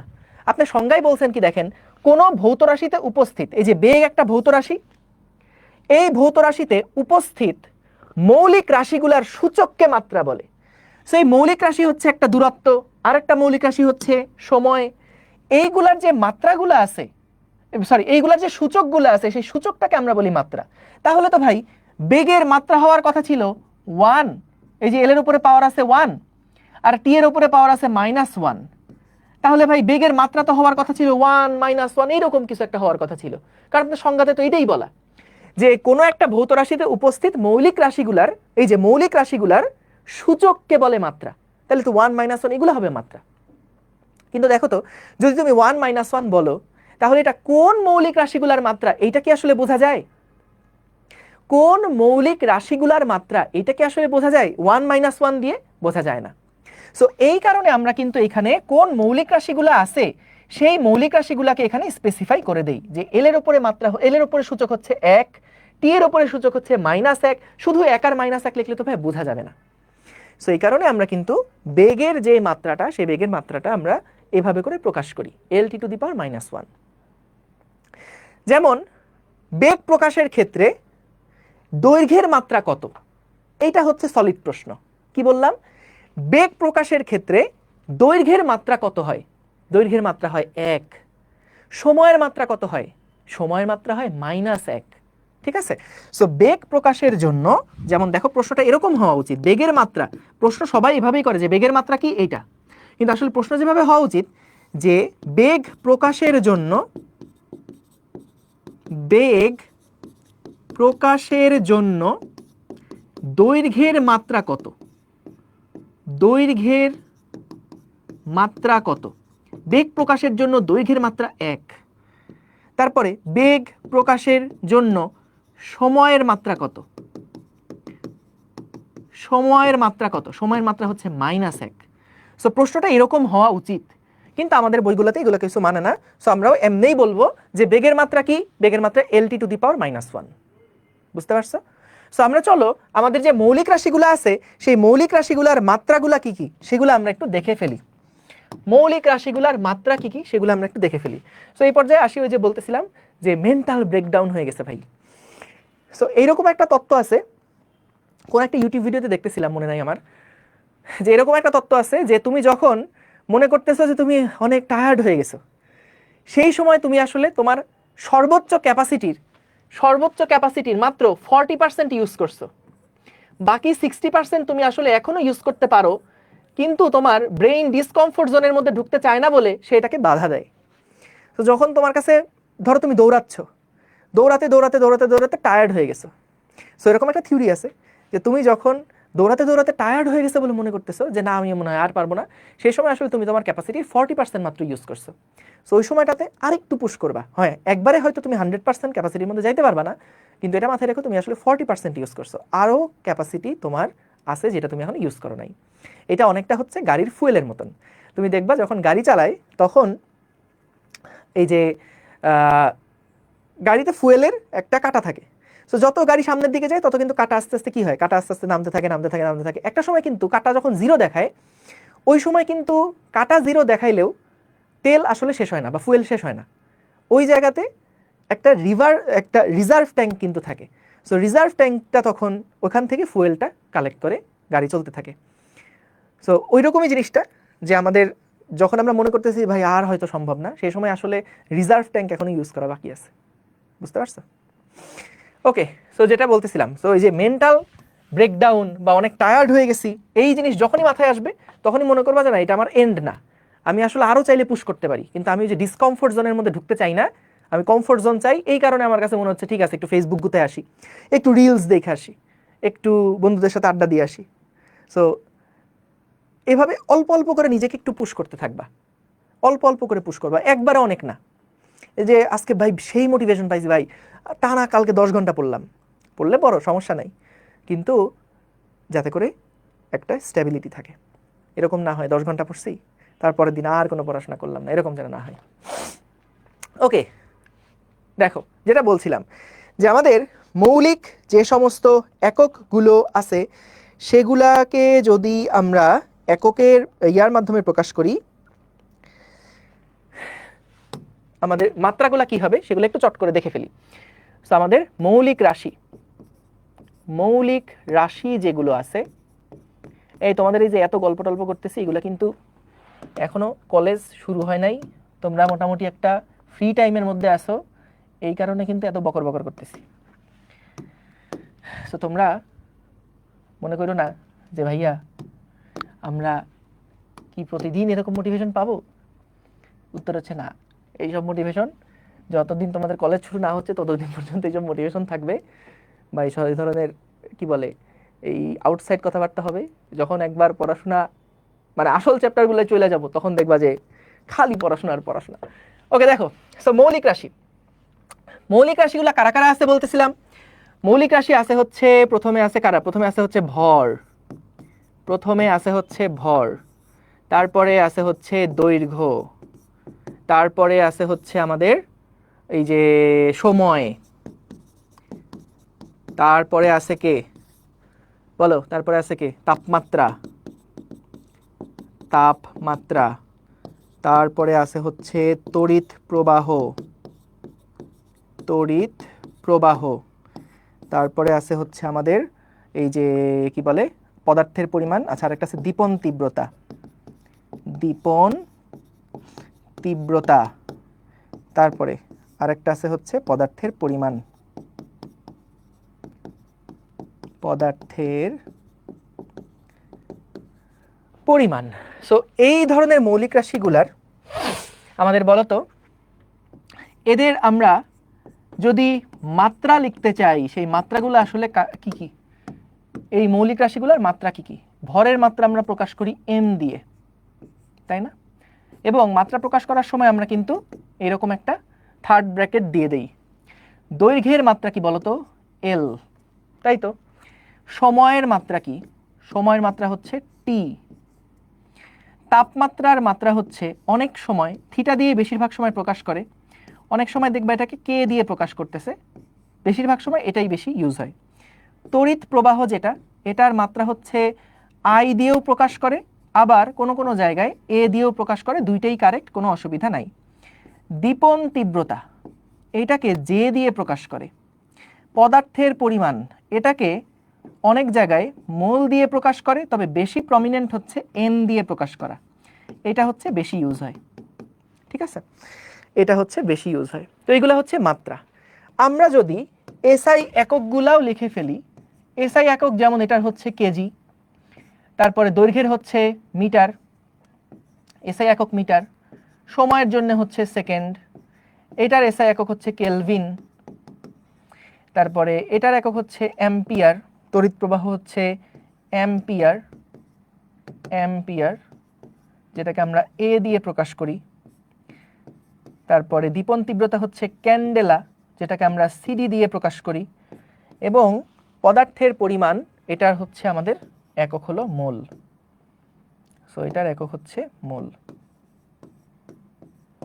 আচ্ছা, একক হিসাব করলে একক যখন প্রকাশ করা হয় তখন এটাকে মোল দিয়ে লেখা হয়, MOL। ঠিক আছে, ঠিক আছে না, এককটা MOL দিয়েই প্রকাশ করে।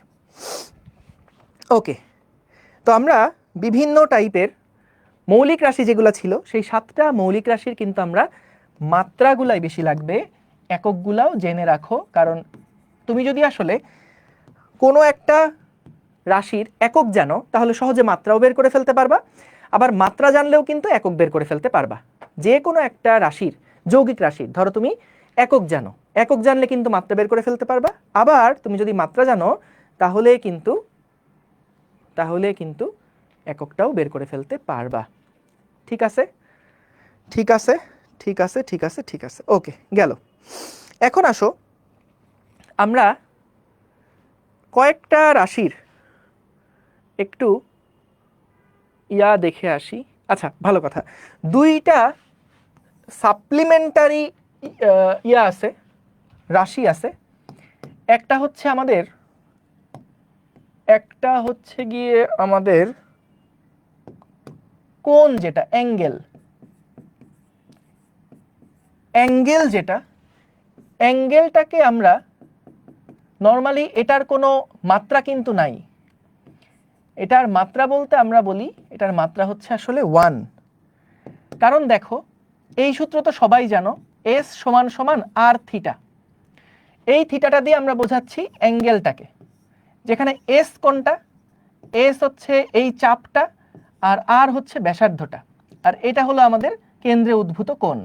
S সমান সমান আর থিটা লেখা যায়। বলো তো থিটা সমান সমান কি হচ্ছে, S বাই আর না? এইটা কিন্তু আমাদের একটা ডাইমেনশনলেস একটা রাশি, ডাইমেনশনলেস একটা কোয়ান্টিটি। সো আমাদের এই ডাইমেনশনলেস কোয়ান্টিটির জন্য বলতো এটার ভরের মাত্রা শূন্য, এল এর মাত্রাও শূন্য, টি এর মাত্রাও শূন্য। সো যখন সবগুলোর উপরে পাওয়ার শূন্য, তখন আমরা এটাকে কি বলতে পারি? 1 বলতে পারি। সো আমাদের অ্যাঙ্গেলের যেই মাত্রা, সেই মাত্রা কিন্তু আসলে 1। ঠিক আছে, অ্যাঙ্গেলের যেই মাত্রা, সেই মাত্রা হচ্ছে 1। এখন আমরা আরেক ধরনের অ্যাঙ্গেল আছে যেটাকে আমরা বলি সলিড অ্যাঙ্গেল বা ঘনকোণ। সলিড অ্যাঙ্গেল বা ঘনকোণ বলে এটাকে। ঘনকোণ কি জিনিস?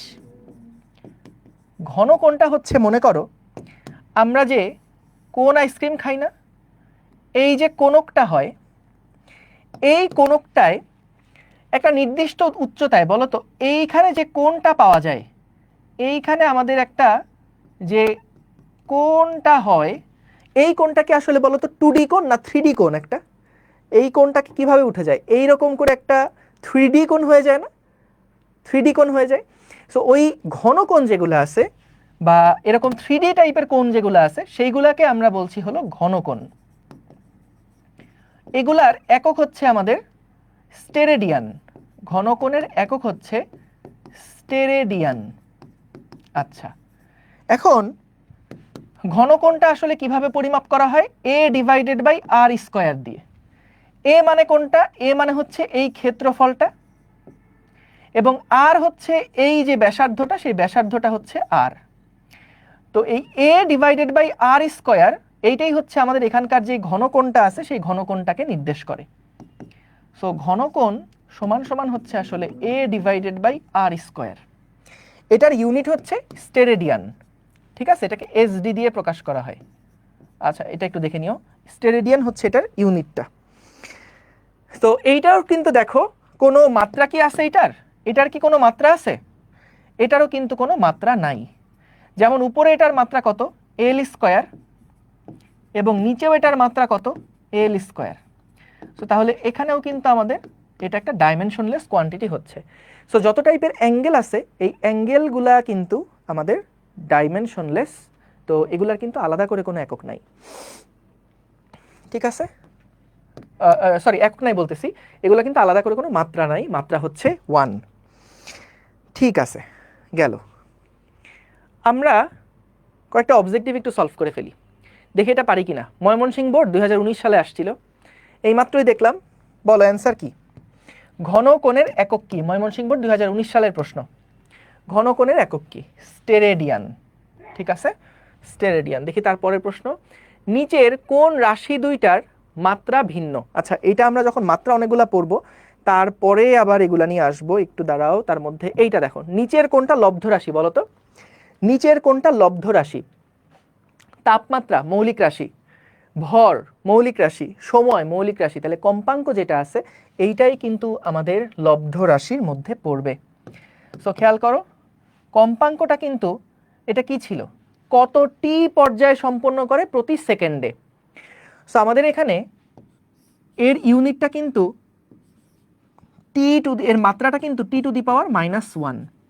সো যদি শুধু টি হতো, তাহলে এটা একটা মৌলিক রাশির মধ্যে বলতে পারতাম, কিন্তু এটা কিন্তু শুধু টি না, টি টু দি পাওয়ার -1। সো এই কারণে এটা হচ্ছে আমাদের একটা লব্ধ রাশি। দেখি আর কোনটা কোনটা আমরা এখনই করতে পারবো। এগুলা পরে টর্কের মাত্রা টাত্রা এগুলা আমরা নেক্সট ক্লাসে ইনশাল্লাহ দেখব। কোনটা মৌলিক এককের পরিমাপ নয়? বলো এটা কোনটা হবে? জিএসটি 2023-24। চিন্তা করে দেখছো, এই ফালতু প্রশ্ন, এটা কিন্তু ফালতু প্রশ্ন। এই ফালতু প্রশ্ন আসছে 2023-24 সালের ভর্তি পরীক্ষায়। সেটা কি হবে? ভেরি গুড, যে আমাদের কোনটা মৌলিক এককের পরিমাপ নয়, এটা হচ্ছে আমাদের ভরবেগ। কারণ সময় মৌলিক রাশি, ভর মৌলিক রাশি, তাপমাত্রাও মৌলিক রাশি, ভরবেগটা কিন্তু মৌলিক রাশি নয়। আচ্ছা, ঠিক আছে, আমরা আজকের ক্লাস এখানে শেষ করব। আমাদের নেক্সট ক্লাসে আমরা লব্ধ রাশি যেগুলো আছে সেইগুলার মাত্রা এবং একক নিয়ে পড়াশোনা করব। সো তোমাদের এই উইকে শুক্রবারের দিন ক্লাস হবে না, কিন্তু নেক্সট উইক থেকে কিন্তু আমরা ইনশাল্লাহ শুক্রবারেও ক্লাস নেওয়া শুরু করে দিব। ঠিক আছে, ঠিক আছে। সো অসংখ্য ধন্যবাদ তোমাদেরকে। একটা পচা চ্যাপ্টার, বোরিং চ্যাপ্টার, এখানে খালি থিওরির বকবকানি। তবে আজকে মোটামুটি থিওরির বকবকানি কিন্তু শেষ। নেক্সট ক্লাসে আমাদের কিন্তু মোটামুটি ম্যাথের মধ্যেই আমরা ঢুকে যেতে পারবো। আজকে কঠিন কাজ শেষ হয়ে গেছে, ঠিক আছে? আজকে কঠিন কাজ শেষ হয়ে গেছে। ইনশাল্লাহ নেক্সট ক্লাসে আমরা আমাদের ম্যাথমেটিক্যাল টাইপ যেগুলো আছে সেগুলো ইনশাল্লাহ শেষ হয়ে যাবে। তোমাদের সাথে ইনশাল্লাহ আবার আগামী বৃহস্পতিবার দেখা হবে। আসসালামু আলাইকুম, আল্লাহ হাফেজ সবাইকে।